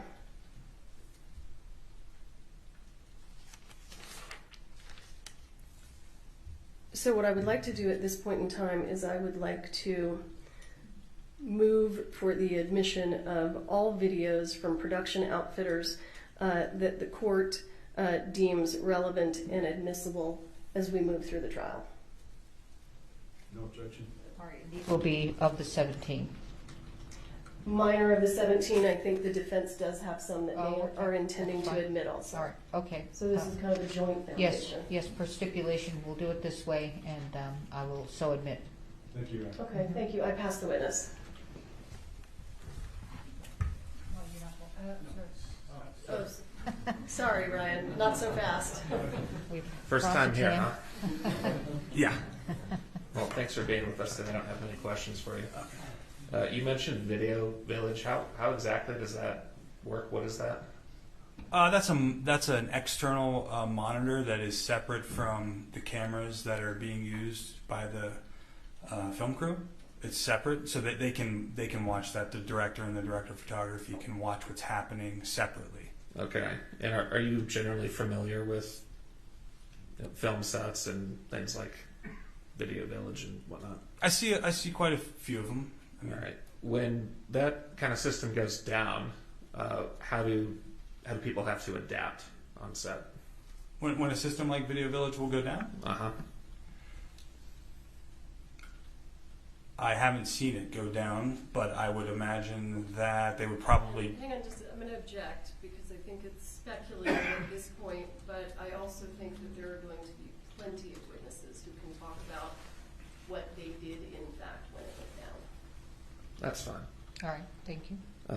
Did you witness any scenes actually being shot when you were on set? Yes. Did those scenes involve Mr. Baldwin? Yes. All right. Did he seem to be in command of those scenes? Objection, foundation. Judge, he said he saw it. Okay. Overruled. Okay. Well, the one that sticks out, he wouldn't have been in command because I think that it seemed that he was on a horse and he was playing dead, so it wasn't really much of a. Okay. And what I'm talking about more so is, insofar as the pace of filming and things like that, did he seem to have an influence on that? Sorry?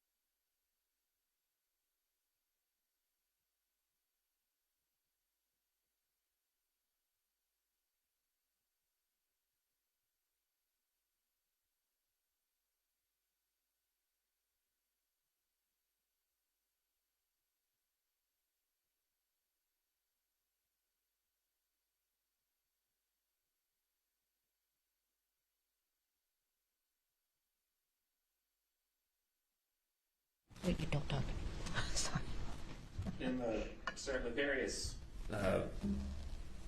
scenes that you saw Mr. Baldwin in, did he seem to be in control of how the scene was actually being shot and how quickly he was asking other people to work? Like I said, that so they were a short amount of time. What?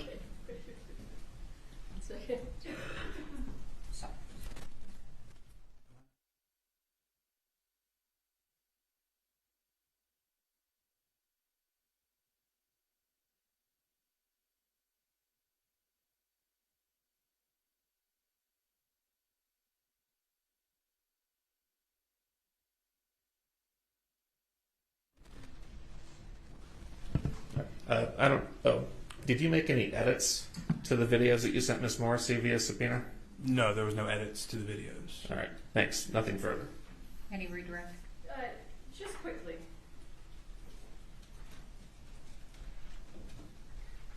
Mr. Litzinger, you expressed that you have some familiarity with the monitors in Video Village. Yes. Yeah. And you filmed inside Video Village on the set of Rust, didn't you? Yes. So let me ask you this. The monitor that the director of photography is looking at in Video Village, Yeah. are they only looking at what the camera is recording? They can see multiple cameras. Right. But they can they see anything that is not being recorded by a camera? Yes. How? Like I said, some of those monitors are attached to other cameras. But if the cameras aren't rolling, how are they able to see through the monitor? That's a specific question to what kind of monitors they are. Okay, that's beyond your knowledge in terms of what they had on this movie set? I mean, yeah, I don't know what No kind problem. they're using. No problem. We'll talk to somebody else about it. Thank you, sir. Yeah, I appreciate yeah. your time. You're excused. Thank you. Okay, thanks. The next witness is, should we take a early lunch break or should we keep going? I think the next witness isn't going to take very long, so if we can get Okay, sure. him done, and Yes. then we'll go to lunch. Fine. Jason Hawks Okay. is who the state will call next.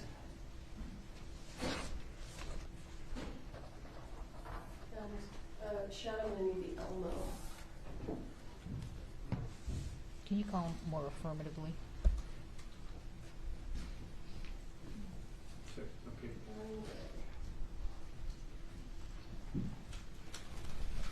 Thank you. Okay, so you're facing the judge and raise your right hand. Do you swear or affirm under penalty of law that the testimony you'll give in this case will be the truth, the whole truth, and nothing but the truth? I do. Okay, have a seat. Talk into the mic. Thank you.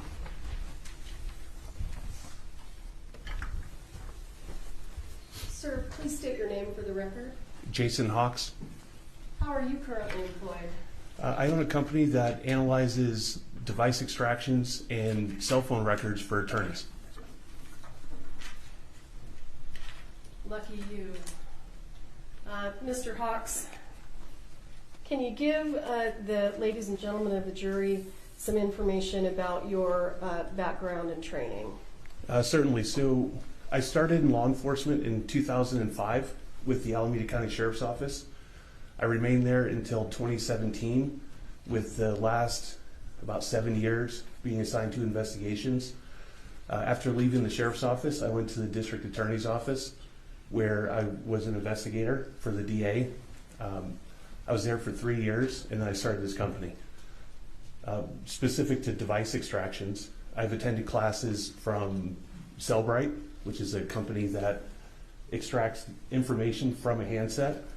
I'm a certified operator, certified physical analyst, and I've recently taken the advanced smartphone analysis. How did you become involved in this case? I was contacted by the prosecutor's office, I believe it was about a year ago, in March, late March, I believe, 23. And were you asked to perform any work? I was. And let me back up for a second. Have you been, I apologize. Have you been qualified as an expert witness in cell phone records and device analysis? I have. And how many times have you been qualified as an expert in those areas? Between records from the carrier and records from the handset, I've been qualified 53 times in 5 states. Do you recall what those states are? Let's see, Texas, Louisiana, Michigan, Georgia, Arizona, 6 states, in California. Okay. And now you're here in New Mexico. Now I'm in New Mexico.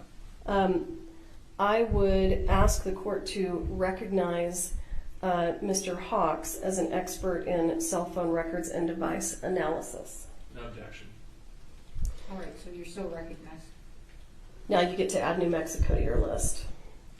Mr. Hawks, can you explain to the jury kind of what kind of technology you're using and kind of how the cell phone records interface with the software, the extraction software? Sure. So our smartphones are essentially a bunch of databases that are stored. So programs like Cellbrite go in and they extract the information from the handset. And they do it in a way that doesn't change the nature of the artifact. So if I receive a text message but don't read it, it doesn't change that unread status. So at first, all of the information is removed from the handset, and then it's parsed through Physical Analyzer, is the name of the program.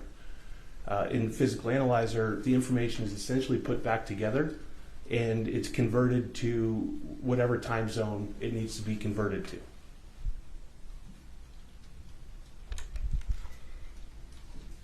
In this particular case, what kind of work did you perform?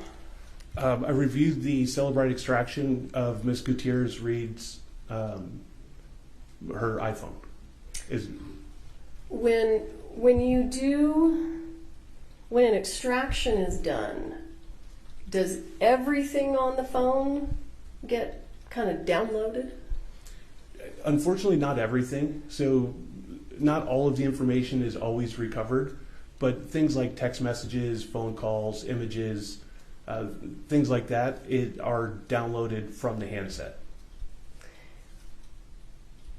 And when you took you received the raw data from the extraction that was done of Ms. Gutierrez's phone, is that right? Yes. So just to be clear, you yourself did not perform the extraction. That's correct. Do you know who performed the extraction? Not the person's name, but the agency. The regional computer forensics lab here in New Mexico. So how did that data come to you? It came to me on an external hard drive. And when you received that data, what did you do in order to conduct an analysis?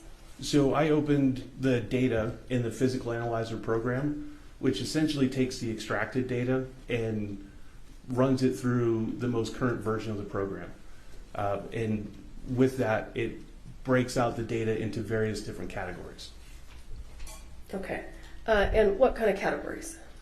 Everything from cell sites that the phone might have seen, images, videos, audio files, notes, text messages, iMessages, voice logs. There's most of the data that we see on our phones is accessible to the program. And were you able to separate out information related to this particular device that identifies this device? Yes.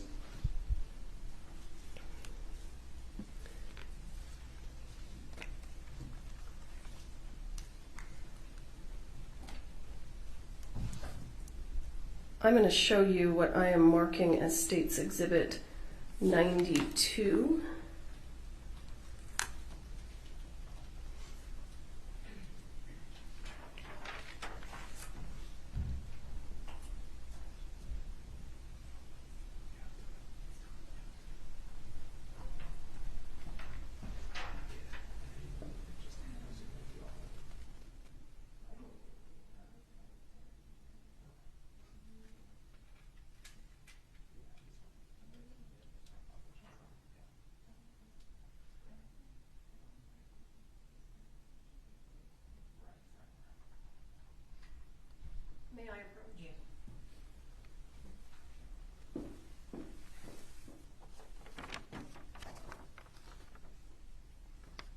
Do you recognize that? I do.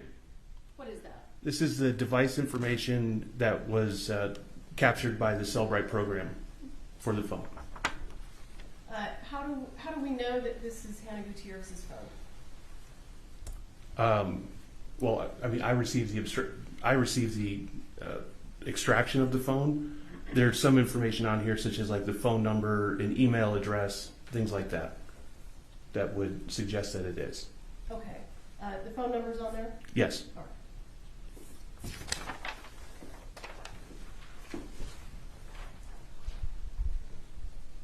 Permission to publish? Yes.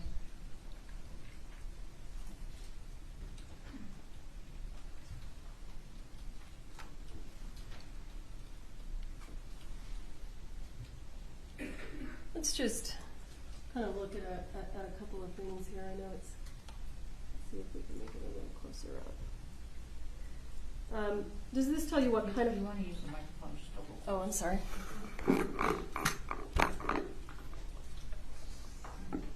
Does this tell you what kind of phone it was? It does. What kind of phone was it? So on number 6, you can see where it says detected model. It says iPhone, and then in parentheses, it says D as in David, 54, P as in Paul, A as in Adam, P as in Paul. That's the iPhone code for an iPhone 12 Pro Max. Okay. And I'm sorry, does this monitor usually come on? Because I can't see. I can send it. That would be great if I can see it on the monitor in front of me so I don't have to walk back and forth. My eyesight isn't good enough to see what's up there.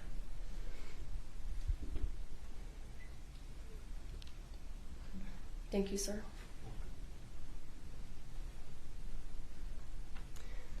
Does it provide the date and time of the extraction?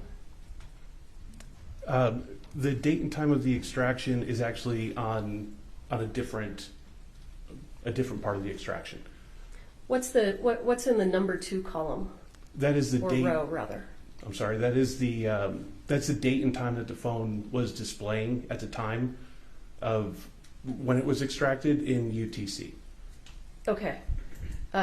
So what is your understanding about the date? I don't particularly care about the time. The date of the extraction. That it was, the extraction occurred on December 8th of 2021. And is there an Apple ID associated with this phone? There is. What's that? So that is number 22 under Apple ID, where it says hannahmemail@gmail.com. And what is the phone number associated with this phone? The phone number is on line number 24, which is 928-444-3555. What's the owner name of this phone? The name that would appear on, say, a Bluetooth device is found on line 32, which is Gorilla Grip Pussy Pal. Okay. And did you, at my request, did you separate out some contact information for one of the people in the contacts of this phone? Yes. I'm going to show you what I'm marking as State's Exhibit 93. May I approach?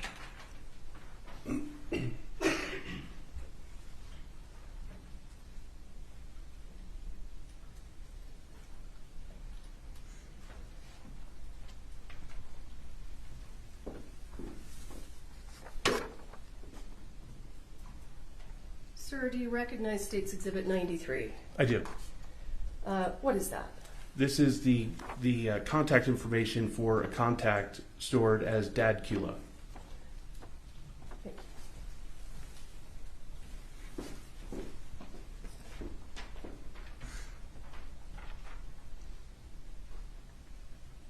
I'm sorry, permission to publish? I'm already publishing. Any objection No objection. to the admission and publication?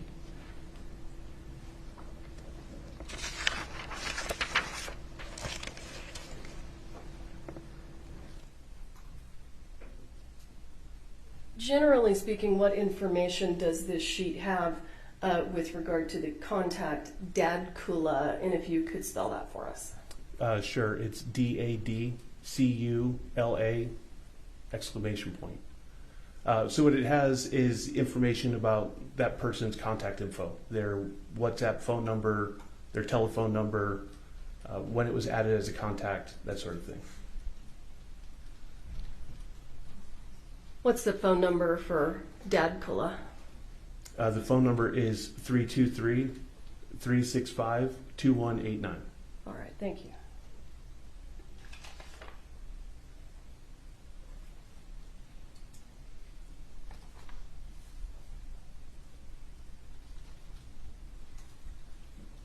At my request, did you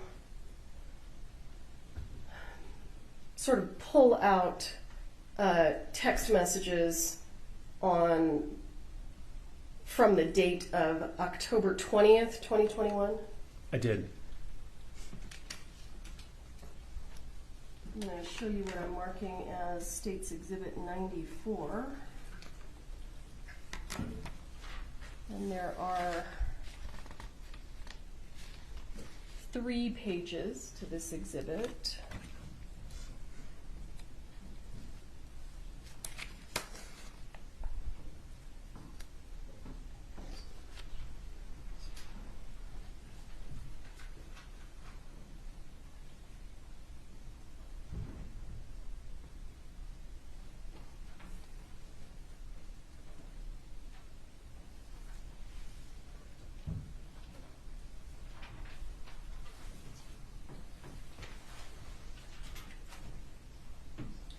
Permission. Did he identify it? Oh, I'm sorry. Skipped a step. May I approach? Mr. Hawks, do you recognize that? I do. What are we looking at there? We are looking at a text thread between the 928 number I already referenced and a 505 number.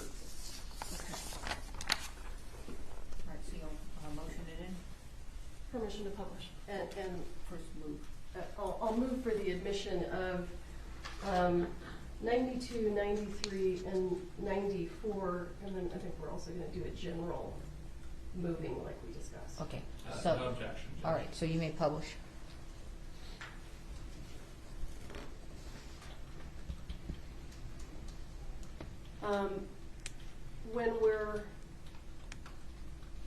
When we're seeing this text message here that's on the screen, is this a text message from that phone or to that phone?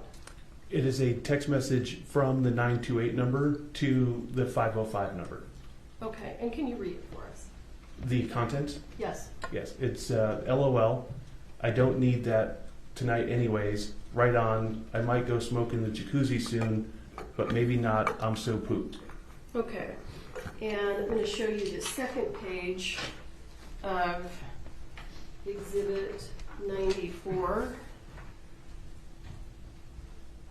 And is that a text to or from Ms. Gutierrez's phone?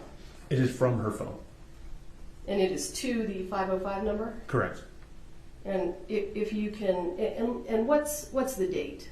The date is October 20th, 2021 at 7:48 and 46 seconds p.m. local time. Okay. And can you read that for us? It says, headed down to get high out back, :B. Okay. I'm going to show you the third page of Exhibit 94. And what's in the blue? So the blue is an incoming message from that 505 number to her phone. And just for context, what does that message say? That message says, time to eat now, how'd the blaze cess go? And then is there and what time was that message sent? So that message was received by the phone at 8:24 and 46 seconds p.m. in red at 8:25 and 47 seconds. Okay. And so this is the time that it was received, Correct. and this is the time it was read. Correct. And then is there a response to that text that we're looking at here in green? There is. And what time is that sent?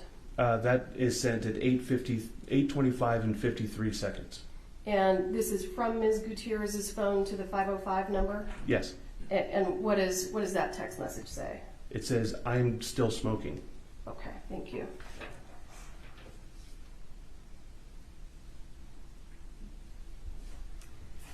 Did you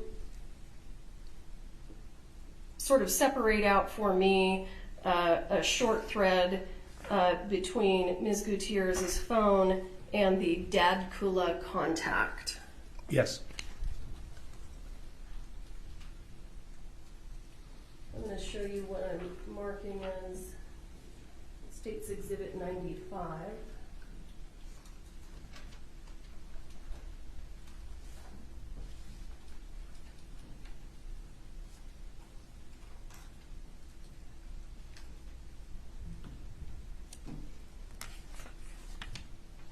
State's Exhibit 95 is a 2-page exhibit.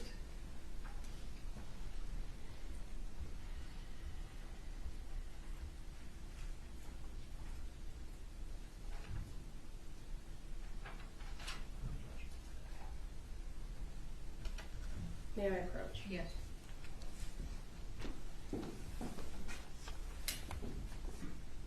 Mr. Hawks, do you recognize that? I do. What is that? These are messages that were exchanged between the 928 number and the Dad Kula contact on November 8th of 2021. Approximately what time? It starts at 4:08 and 36 seconds, and it ends at 5:36.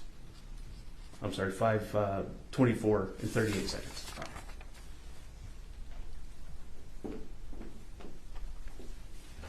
I move for the admission of State's Exhibit 95 and ask permission to publish. No objection. All right, States 95 is admitted. You may publish it.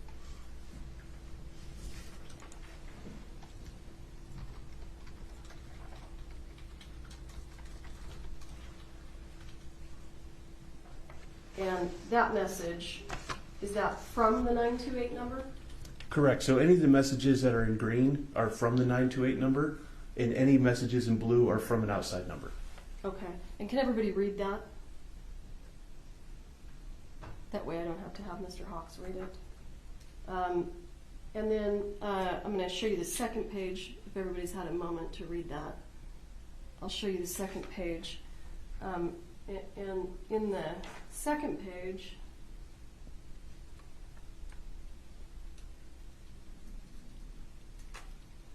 what are we looking at here? So the top blue box is the response from the previous message that says "will do," and then beneath that is an image that was sent to her phone from the outside number.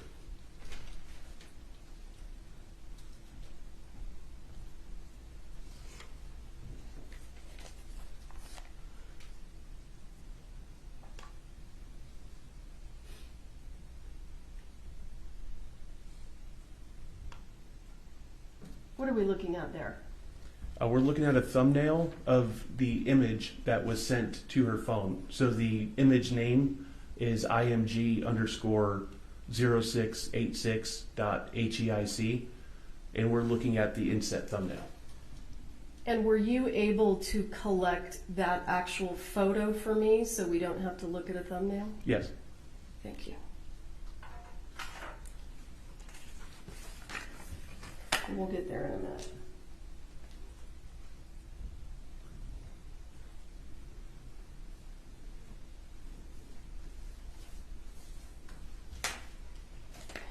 At my request, did you separate a text thread between Ms. Gutierrez, the Dad Kula contact, and a contact by the name of Jason Bowles? Yes.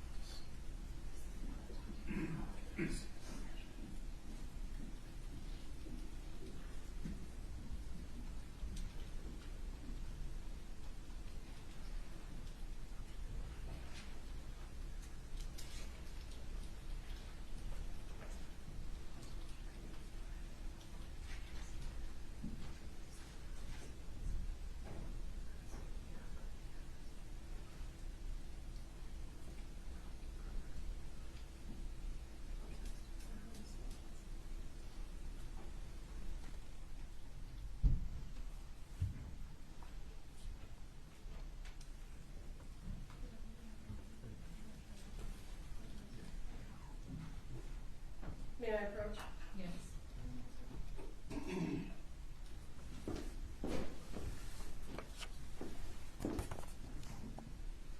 And Mr. Hawks, do you recognize that? I do. And what is that? This is part of the text message thread that you were just referencing. And what's the date of that text exchange? What is in front of me here starts on December 1st, 2021,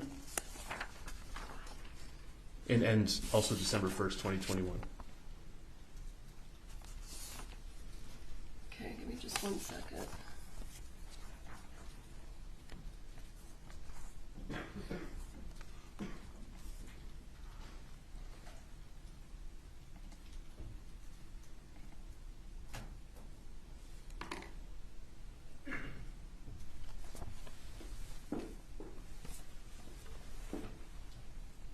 I move for the admission of States Exhibit 96 and permission to publish.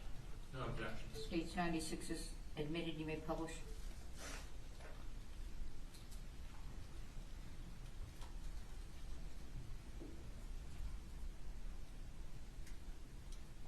Can you just briefly explain what we're looking at here? Sure. So the top blue box is a message from the Dadcula contact to Ms. Gutierrez's phone, and the second blue box is an incoming message from Mr. Bowles' number to Ms. Gutierrez's phone. So was this a... Your Honor, I'm sorry. Mhm. Will you approach just a moment? Oh, sure.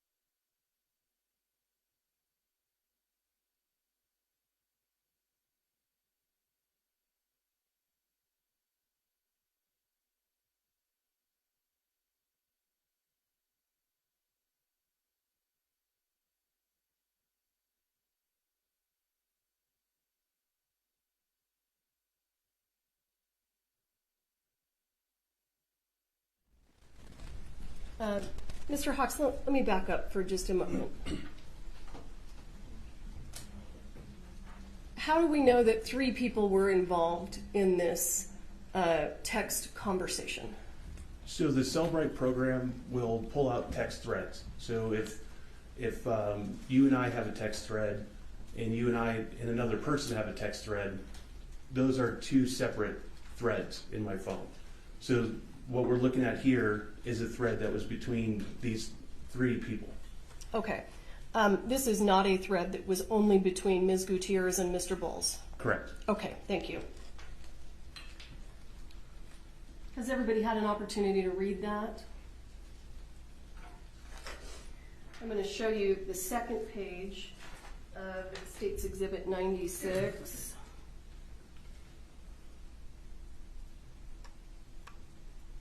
And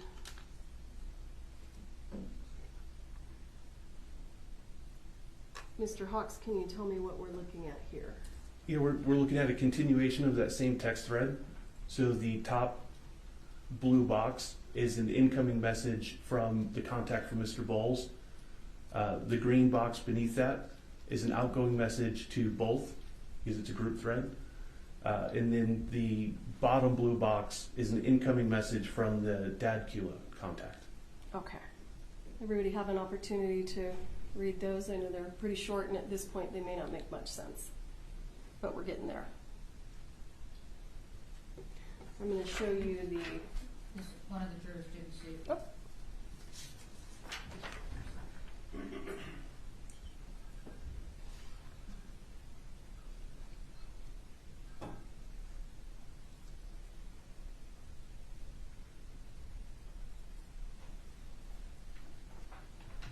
I'm going to show you page 3. Can counsel approach, please? Sure.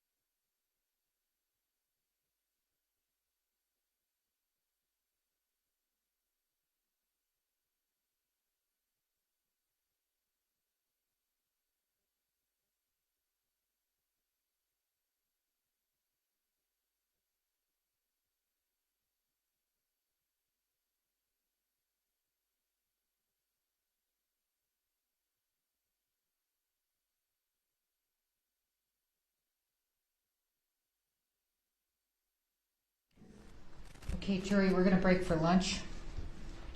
Please don't talk among yourselves or anyone else about the evidence received here in court, okay? And thank you. We'll be back at, what do you all want? 12:40 or what? 1 o'clock? What do you want? Is one possible, Judge? You sure it is? Okay, 1 o'clock, okay? All right. All rise.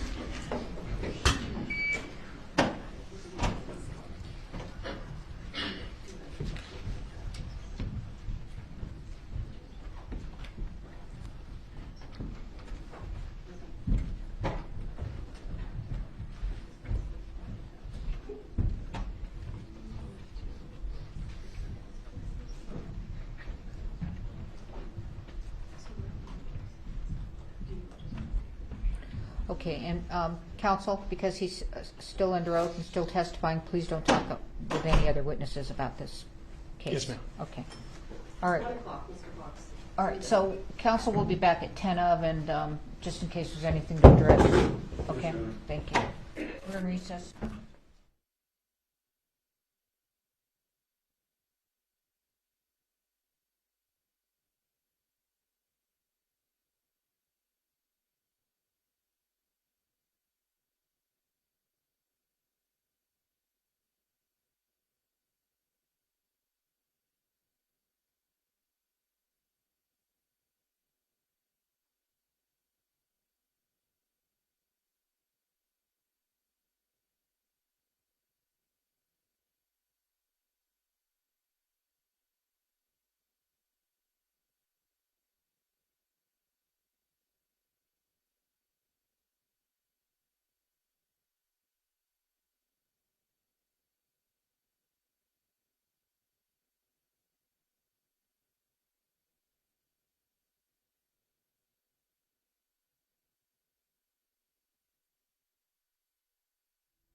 And I'm absolutely bothered that someone went on court TV and then took pictures of the exhibits. So you're not on court TV, period. So that happens, you're out of here for the rest of the trial. All right, thank you. All right, let's call in the jury. Did we get everything straightened out? Counsel? I don't want to rush it, but did we get that straightened out, or do you need more time? Thank you. Okay, wait. Also on the court TV, also on the record, another order is that court TV is ordered to redact the phone numbers that were put up on the text messages because their phones are blowing up. And the solution obviously is redaction from here on out. But I'm going to say that the people that were taking pictures contributed to that. All right, thank you. Thank you, ma'am. So let me know when you want to call in the jury.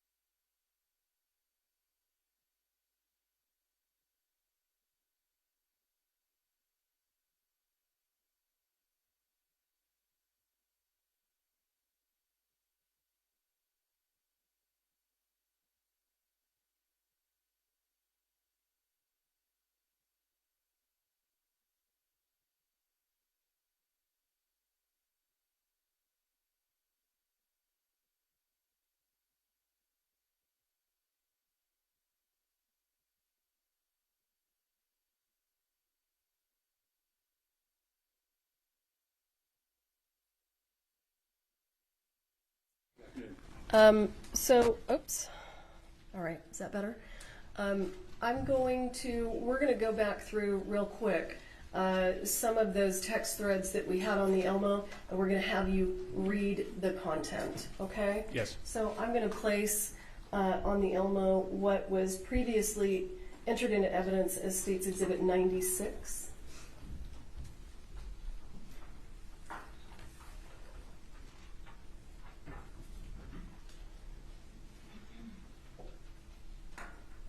Can you go ahead and just read that and remind us if this is a message that was sent by the phone or received by the phone?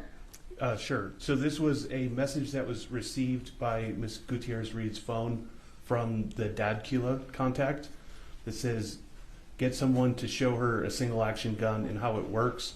They don't go off by themselves.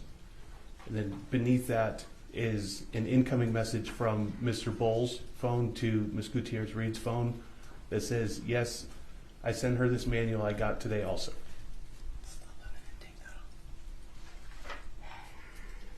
What's the problem?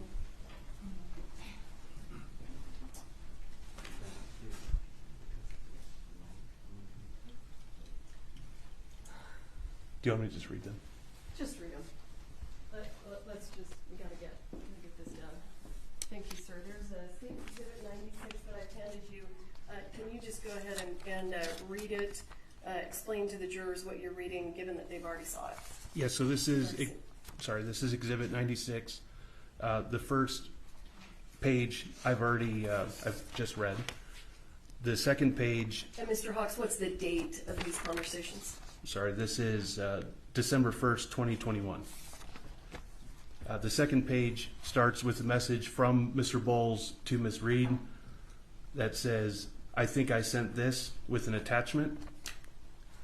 Beneath that is an outgoing message from Ms. Reed that says, yeah, honestly, that gun won't go off unless he fully cocked it. And then the final message on that page is a message from the Dadkula contact that said if someone could just show her, she could see a transfer makes no difference. The final page starts with an outgoing message from Ms. Reed that says, yeah, we got some that just aren't long barreled. They are the same thing. And then finally, message from the Dadkula contact that says exactly. May I approach? been marked as State's Exhibit 95. And would you go ahead and do the same thing with 95? Certainly. So 95 is from November 8th of 2021, and the first message is an outgoing message from Ms. Reed that says, hey, I need you to check out my boxes and send me some pictures of our boxes of dummies. The second page starts with an incoming text from the Dadkila contact that says will do, and then beneath that is another incoming text message with a photograph. And at my request, did you separate that photograph? Did you isolate that photograph for me? Yes. All right. I'm going to show you what's been previously entered into evidence as State's Exhibit 69, and we're going to do this the quick and old-fashioned way. Can you see that? Yes. Sorry for the dirty screen. What is that? That is the image that was sent via text message, via iMessage, to Ms. Reed's phone from the Dadkila contact. Thank you, sir. May I approach?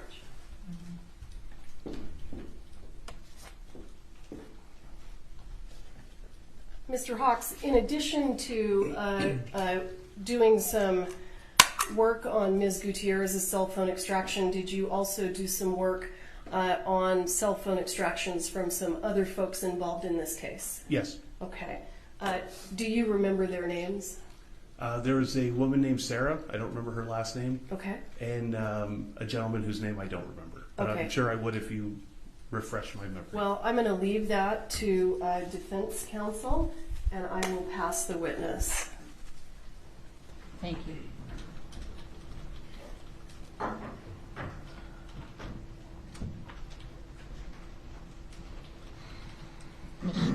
Mr. Bowden. Thank you, Judge. Good afternoon, sir. Good afternoon. You mentioned you did some other extractions. Does the word Dave Halls ring a bell? Yes. All right. Is that the other phone that you looked at? Correct. All right. And Judge, if I can publish just to his screen, please.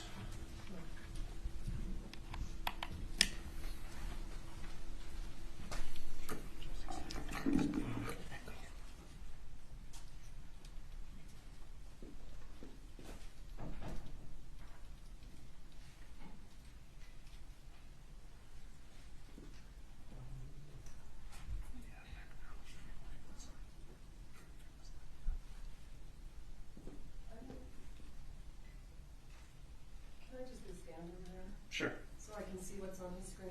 Is that okay? You can stand there, stand here, wherever you like. It'll be quicker to do it this way because then I can publish it if the judge admits it. Okay. Here, why don't I just stand here Yeah. and I'll look over your shoulder? That's perfect. Sorry. Yeah, that works.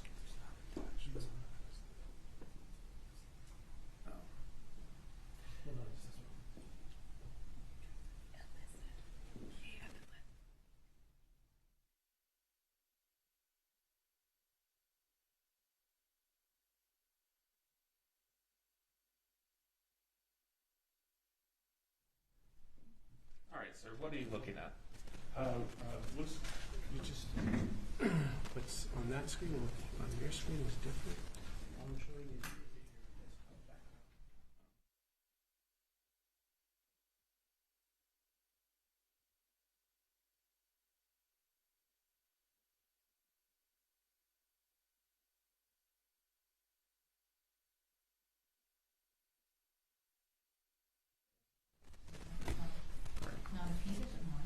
I don't mind. No, sir. All right, what are you looking at here, sir? I'm looking at the first page of a PDF of a Celebrite report that was done by the New Mexico RCFL, All right. of the phone that you just asked me about. All right, and can you scroll down to the second page?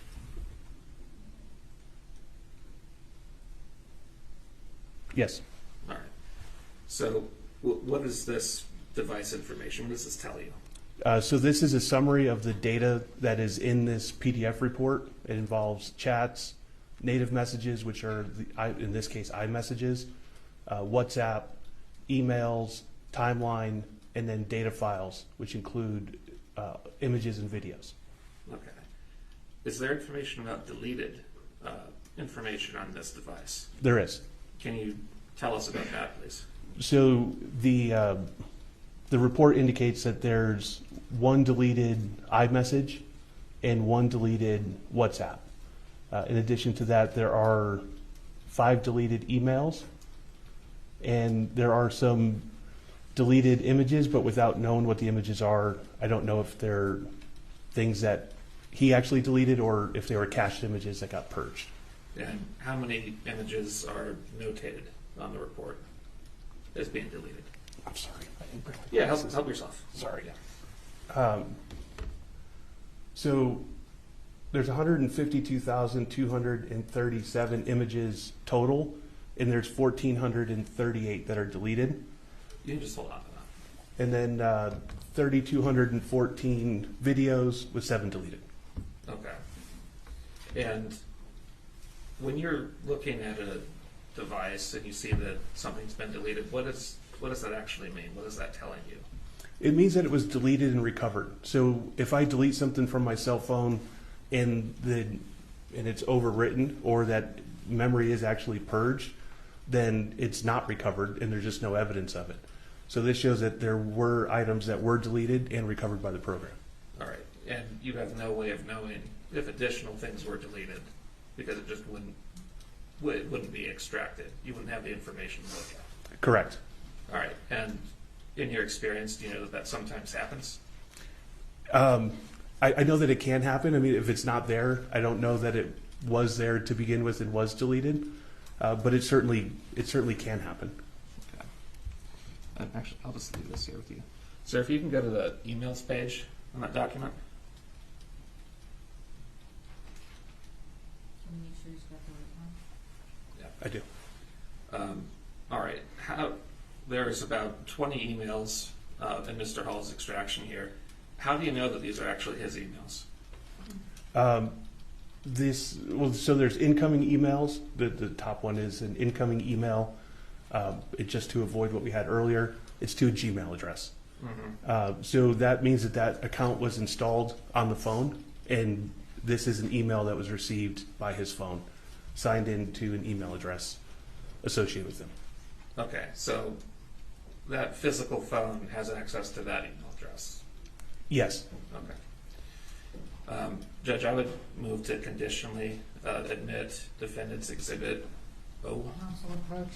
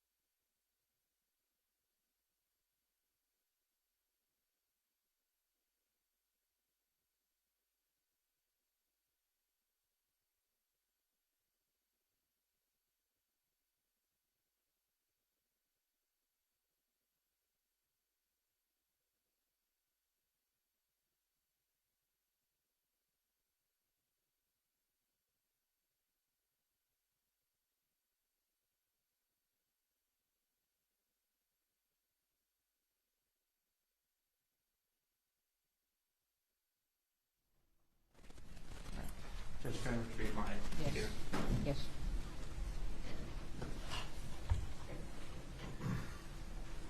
And sir, you had mentioned emails being deleted. Can you say with certainty that emails were deleted from Mr. Hall's phone? Well, Celebrite recovered deleted information. So yeah, so it was recovered from a deleted. It's a recovered deleted email. Okay. And the email that actually went over that. Apologies.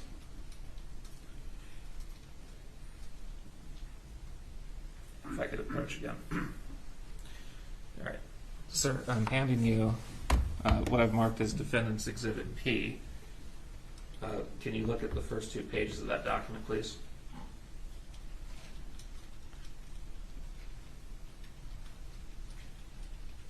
Yes. All right. What is that? This is an iPhone 11.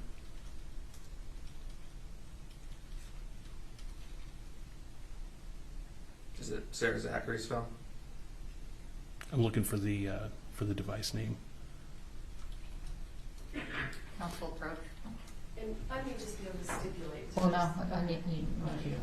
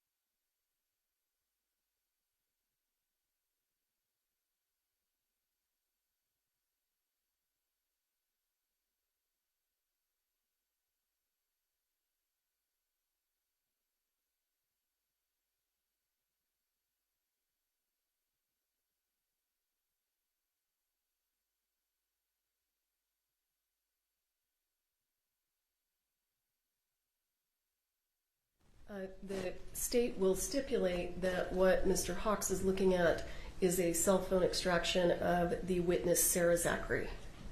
Thank you. Judge, may I retrieve my... Yes. Thanks.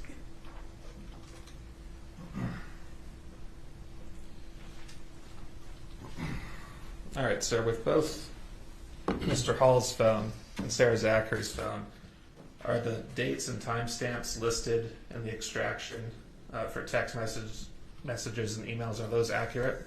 Yes. And how do you know that? So everything in our phones in these SQLite databases is stored in UTC by default. What Cellbrite does is it converts it to whatever time zone we want it converted to. In this case, Mountain Time. Okay, so the foundational testimony you gave at length regarding my client's phone would apply with equal force to both Mr. Hall's phone and Ms. Zachary's phone? Yes, these are things that are written at the time. Okay. Did you have any other role in this case? Did you do any other work in this case? No, my primary role was to help the prosecutor sort of sift through various pictures and that sort of thing to make sure only images that were native to the phone came in, not cached images or things that were beyond her control. You mentioned on direct exam that there are some things that you don't get in a extraction. Would one of those things be something stored on a cloud, like an iCloud? It depends. Are you referring to a document or an image? Why don't you describe both?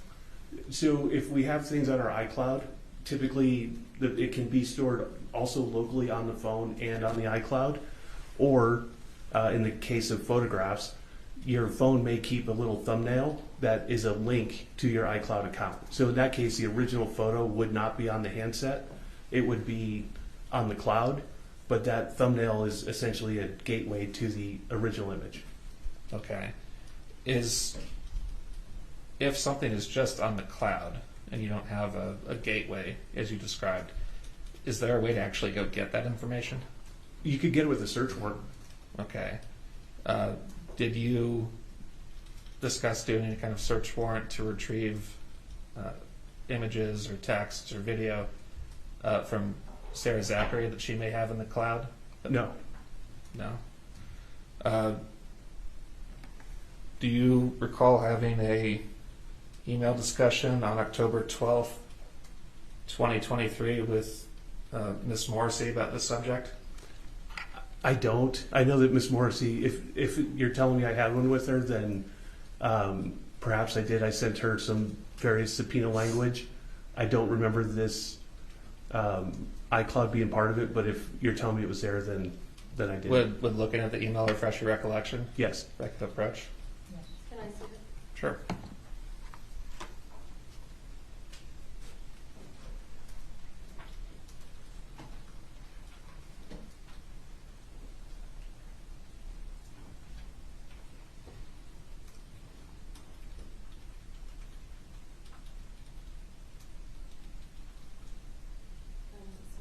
Discussion about a subpoena or search warrant.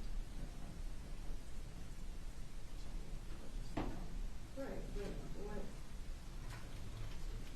This doesn't have anything to do with a search warrant or subpoena.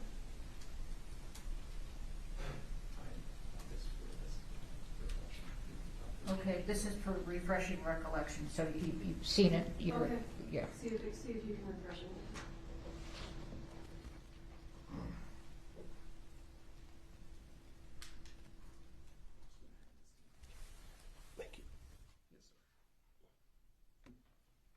Let me know when you finish reading it, please.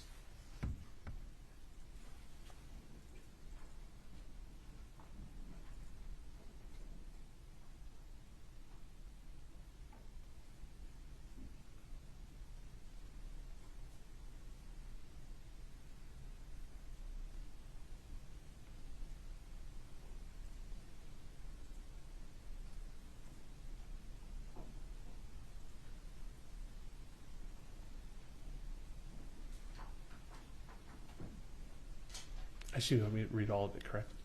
Just the top one. Oh, I'm sorry. If it's refresh your recollection, let me know, and if not, let me know.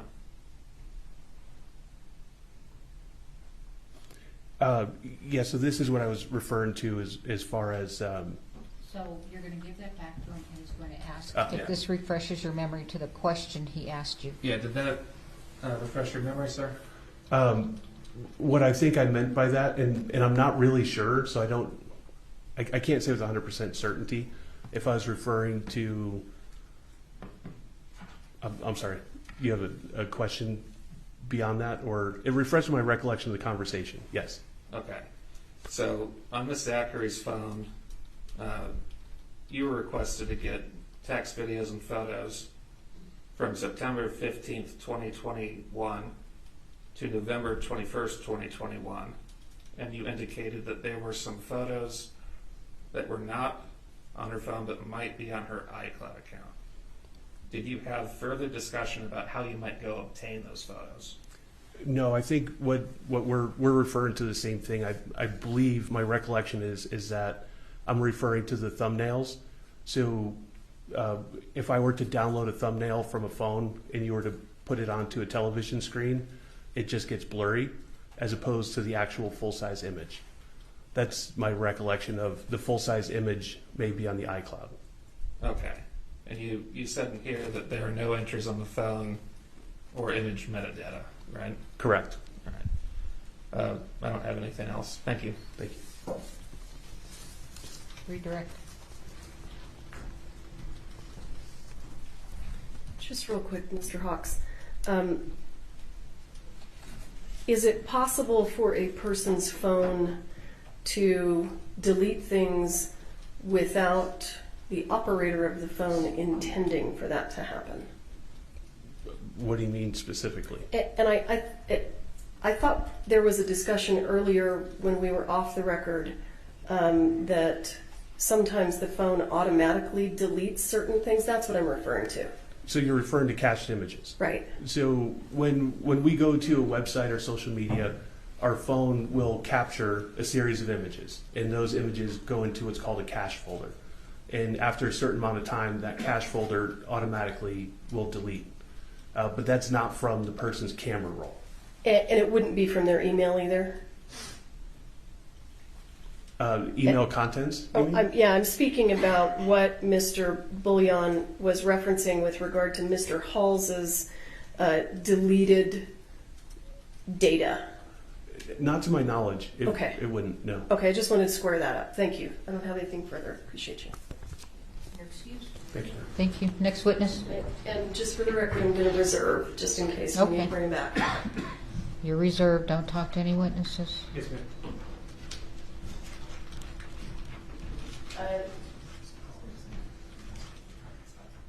The state calls Catherine Rowe Walters.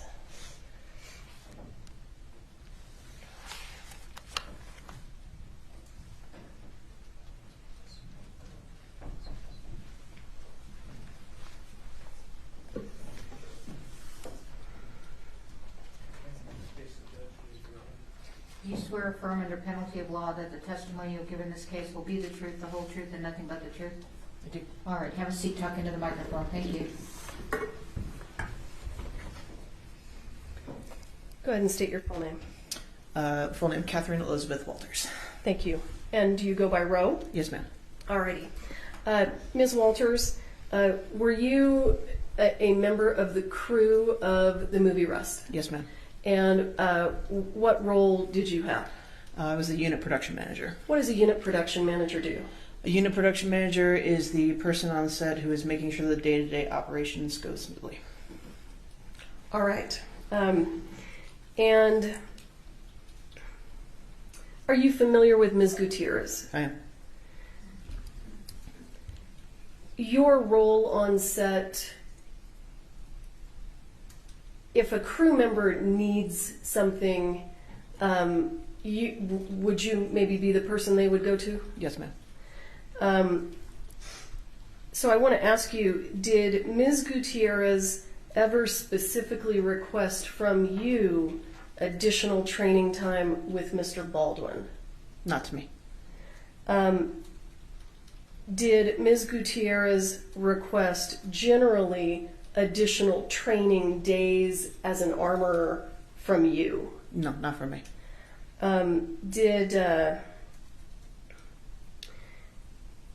We understand that there was a prop truck on the movie set, is that right? Yes, ma'am.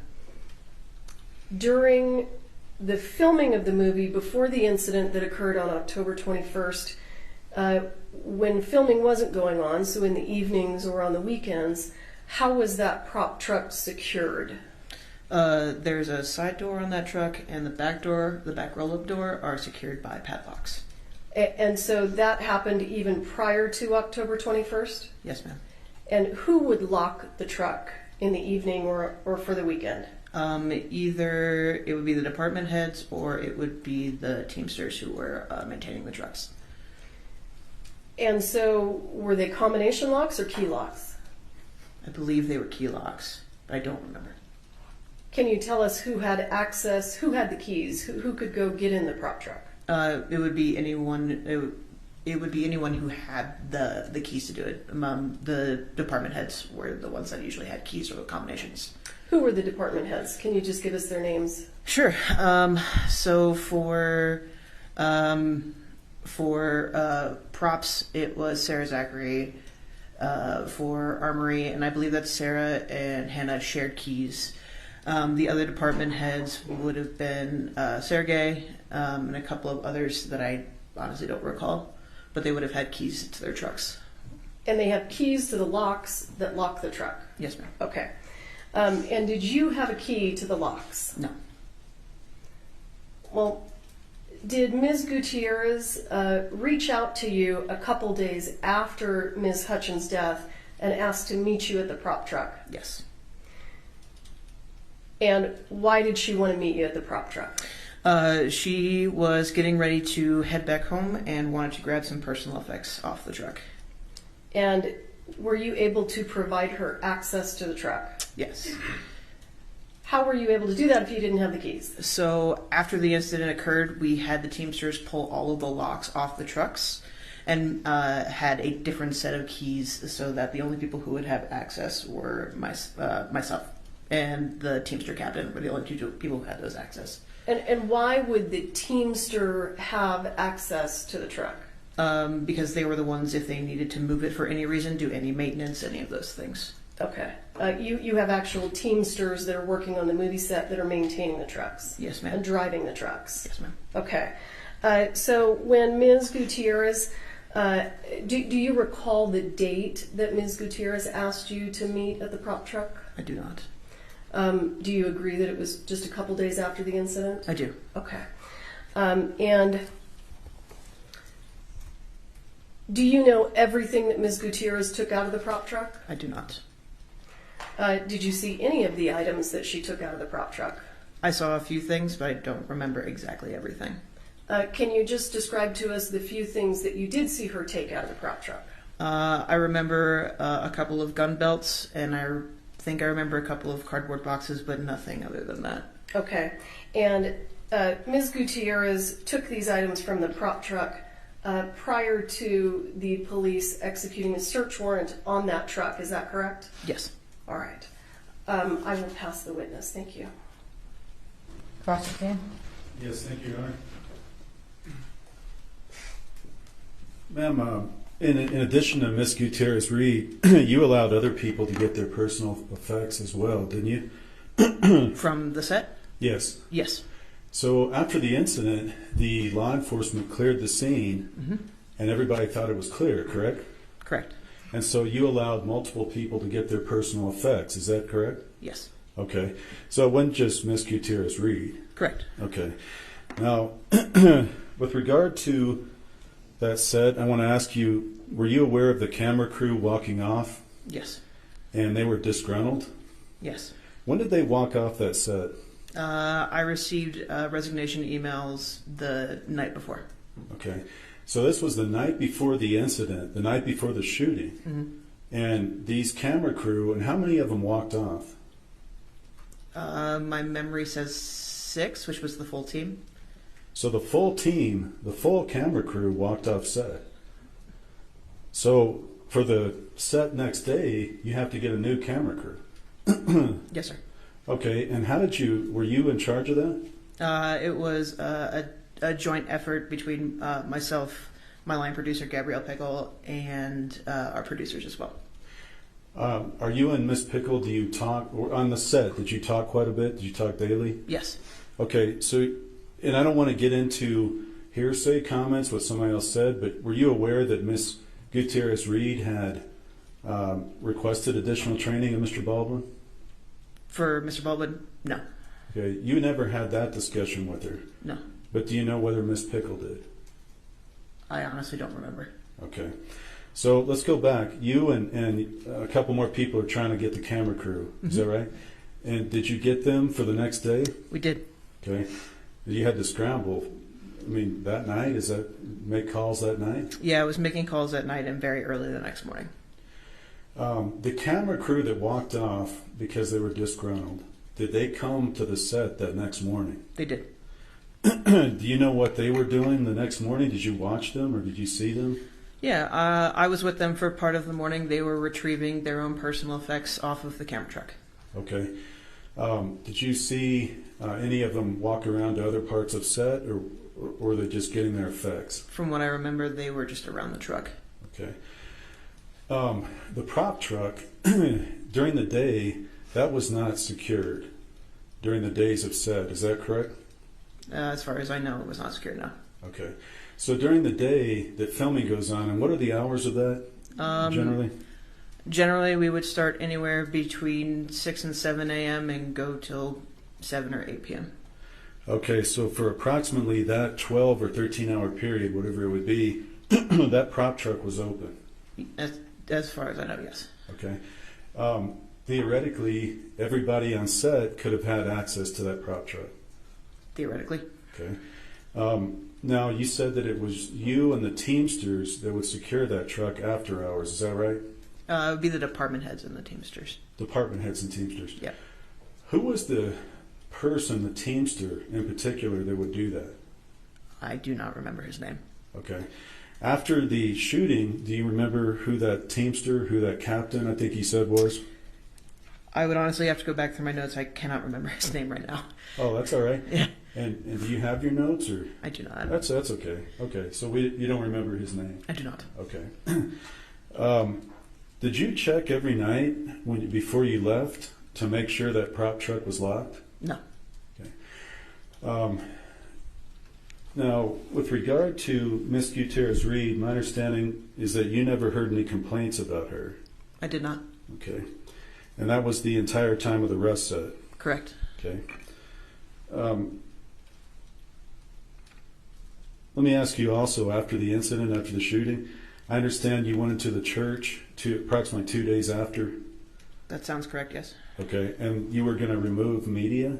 Yes. Is that right? Were Yes. you trying to assist them to remove the media from the camera to see if anything had been filmed? Yes, sir. Okay.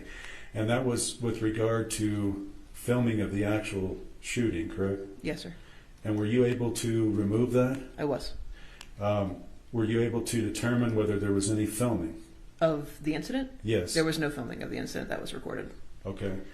Do you know whether anybody may have had access to that camera after the shooting and before you removed the media? Not to my knowledge. Okay. When you said there was no filming, are you familiar enough with that camera system to know whether, if they're looking through the monitor, that it has to be rolling? They can look through the monitor whether it's rolling or not. Okay. So your knowledge of that camera is they can look through it without it rolling? Correct. Okay.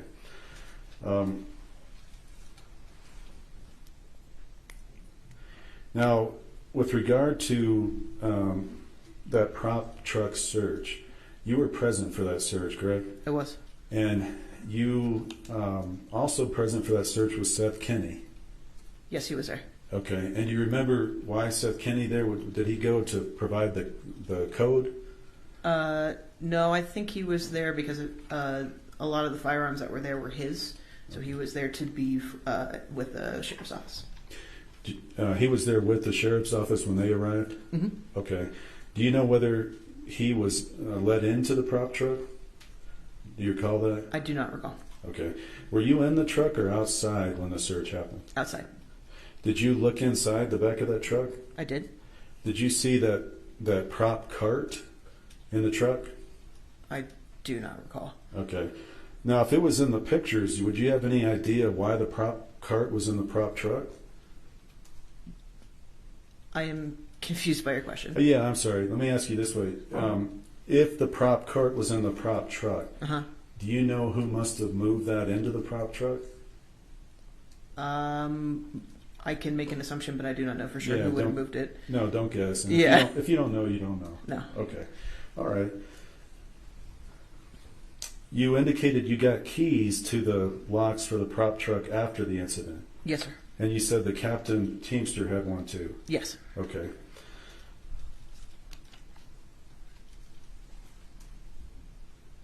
Did you have the combo to that gun safe? No. Okay. Now, you talked a little bit about Baldwin and its safety training. Did you ever observe that training that was done with Baldwin? I saw it from a distance, but I was not close enough to hear anything.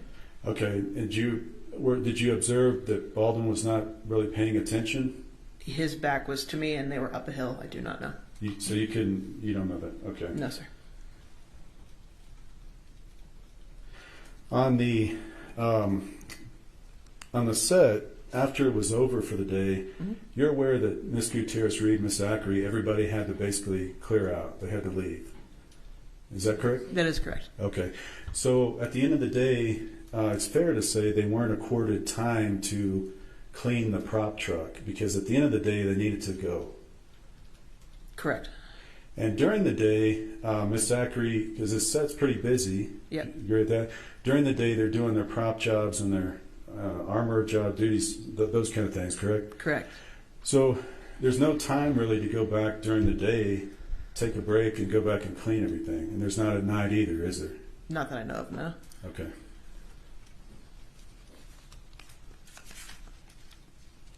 Okay, thank you, Hannah. I don't have any. Redirect.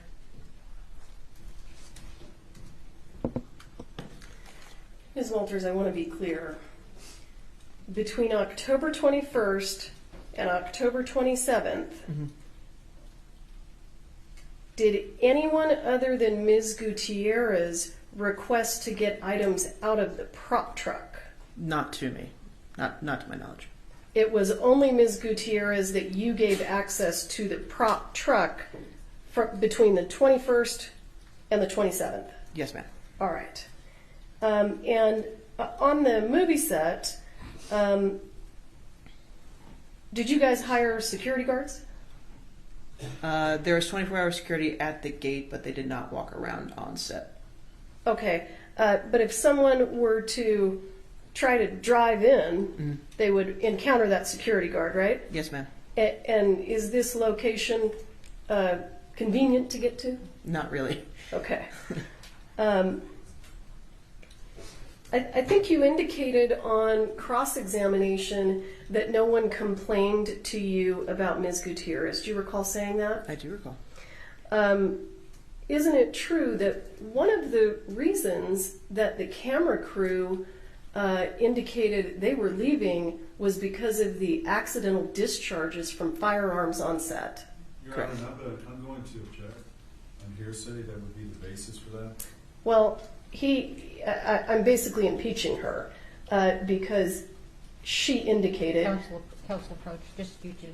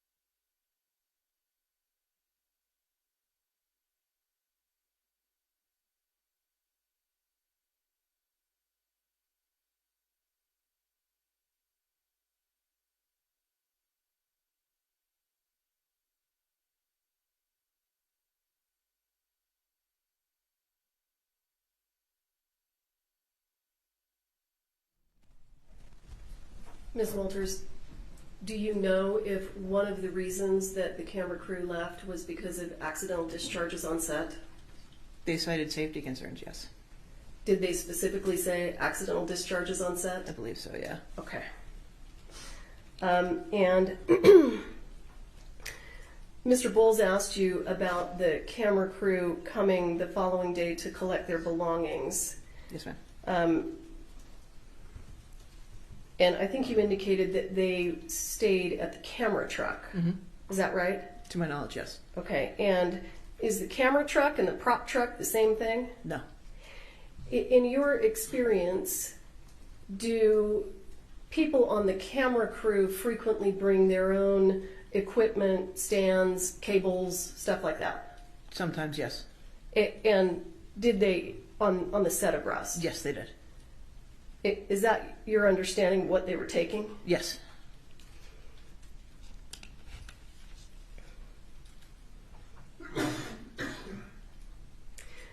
During the day, when filming was going on, was the prop truck being overseen by a driver?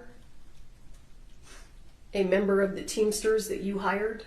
He might not have been there all the time, but he was around, yes. Okay.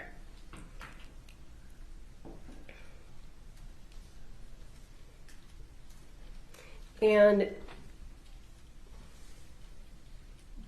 I want to just ask you a couple of quick questions about your experience. How many films or productions, even TV is fine, have you been the unit production manager on prior to this? Prior to this, 3 or 4. And did any of those other productions have an armorer? They did not. This was the first production you worked on that had an armorer? Yes, ma'am. All right. Thank you. I don't have anything further.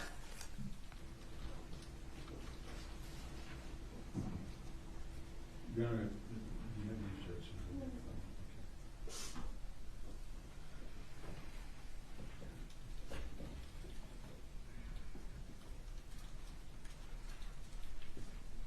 Just real briefly, I asked you earlier about, you were saying that you don't remember, you couldn't see if Mr. Baldwin was paying attention during that training. Correct.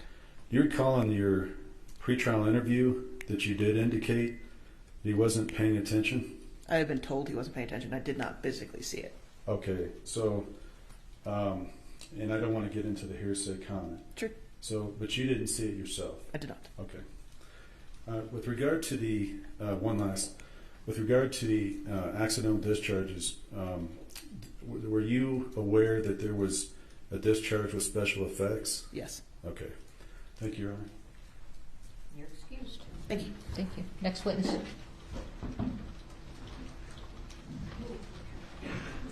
Can we approach her?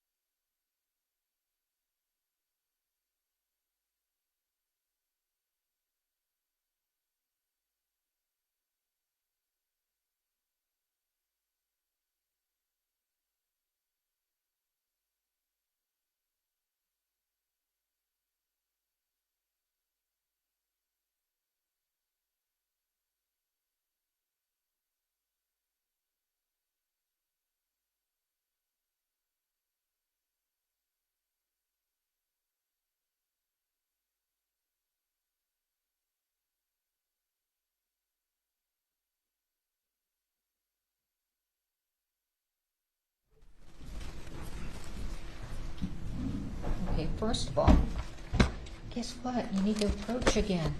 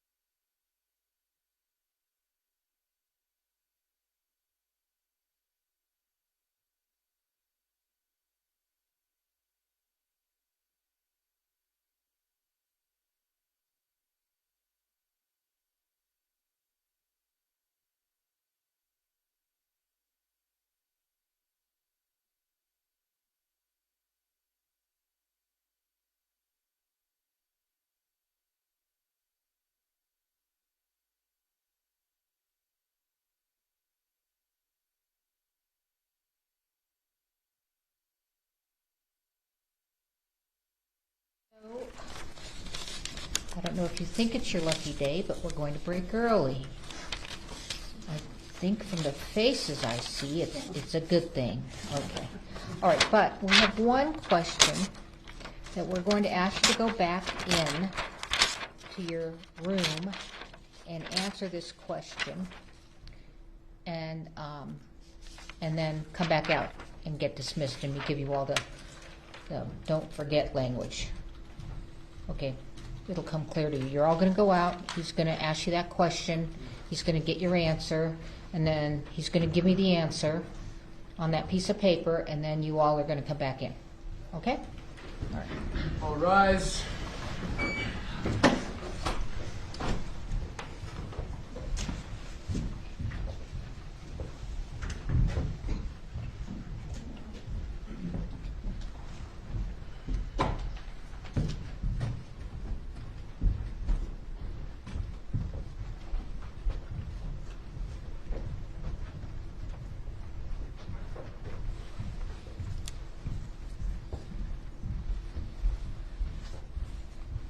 All right, you may be seated.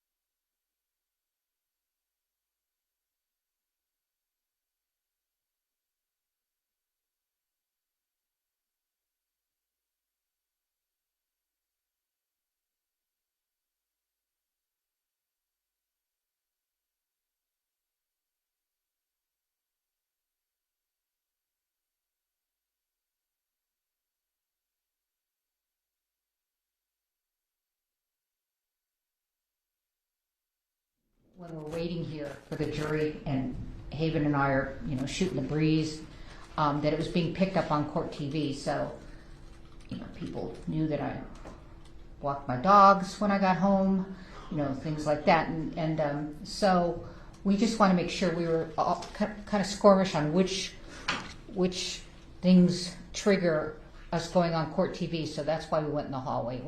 We didn't mean to be secretive. We just wanted to take a breather on feeling, a little, tight up here. That's why. Okay. So we wanted to share that because we didn't want to leave that impression. Okay. So they were supposed to write it down here, but you can tell me. So do I need everyone to individually write? No, down? I mean just let's see.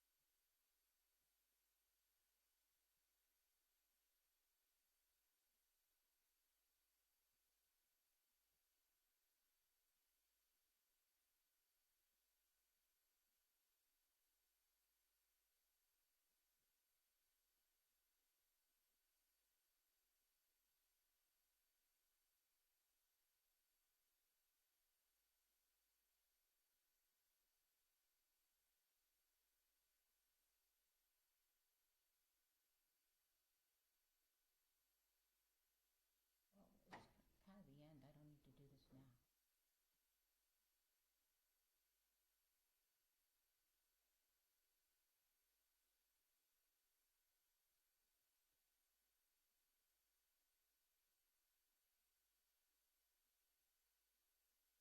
And I'm sure you all are doing it as well, counsel. You're doing the same thing I'm doing, right? I'm sorry, Your Honor. You're reminding your witnesses not to watch court TV? Yes. Okay. And we did mention experts, but other than that, No experts were included? at the start, Your Honor, we talked about experts being able to watch. Oh, I didn't understand it that way. I think that we agree that our experts get to watch Oh, okay, because that's fine. they would Okay. be allowed in the courtroom. Yeah, okay, I misunderstood. So, anyone that's not an expert witness, please do not get on court TV to watch what has preceded you because we invoke the exclusion rule.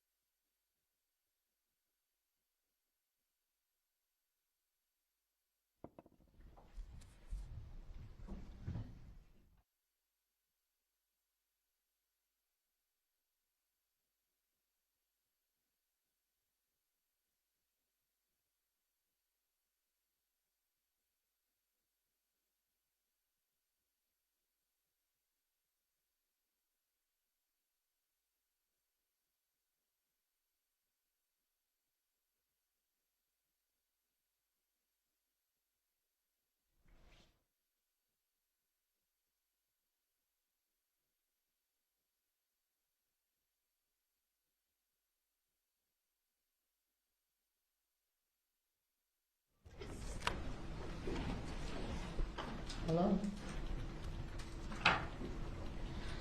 Okay, jury, so like I said, it's your lucky Friday.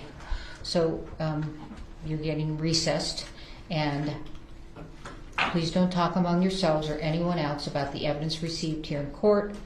Don't be looking at any news media accounts or any type of account, and anybody, and TikTok or whatever. And don't Google anything about the Rust situation, the production, or anything, or about the trial, and don't do any research. Okay, all right. Have a very rested weekend. We'll see you Monday at 8:30. Okay. All right. Thank you.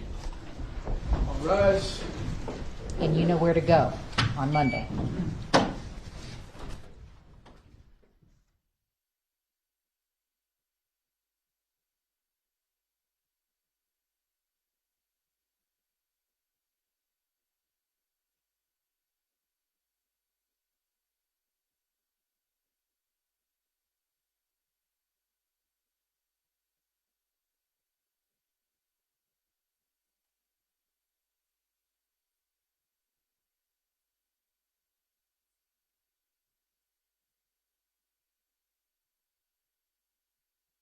Okay. Don't forget to get those exhibits. What were they? K Yes, through. yes. Okay. Okay. Thank you. We're in recess. Have a good weekend. Thank you. If anything comes up.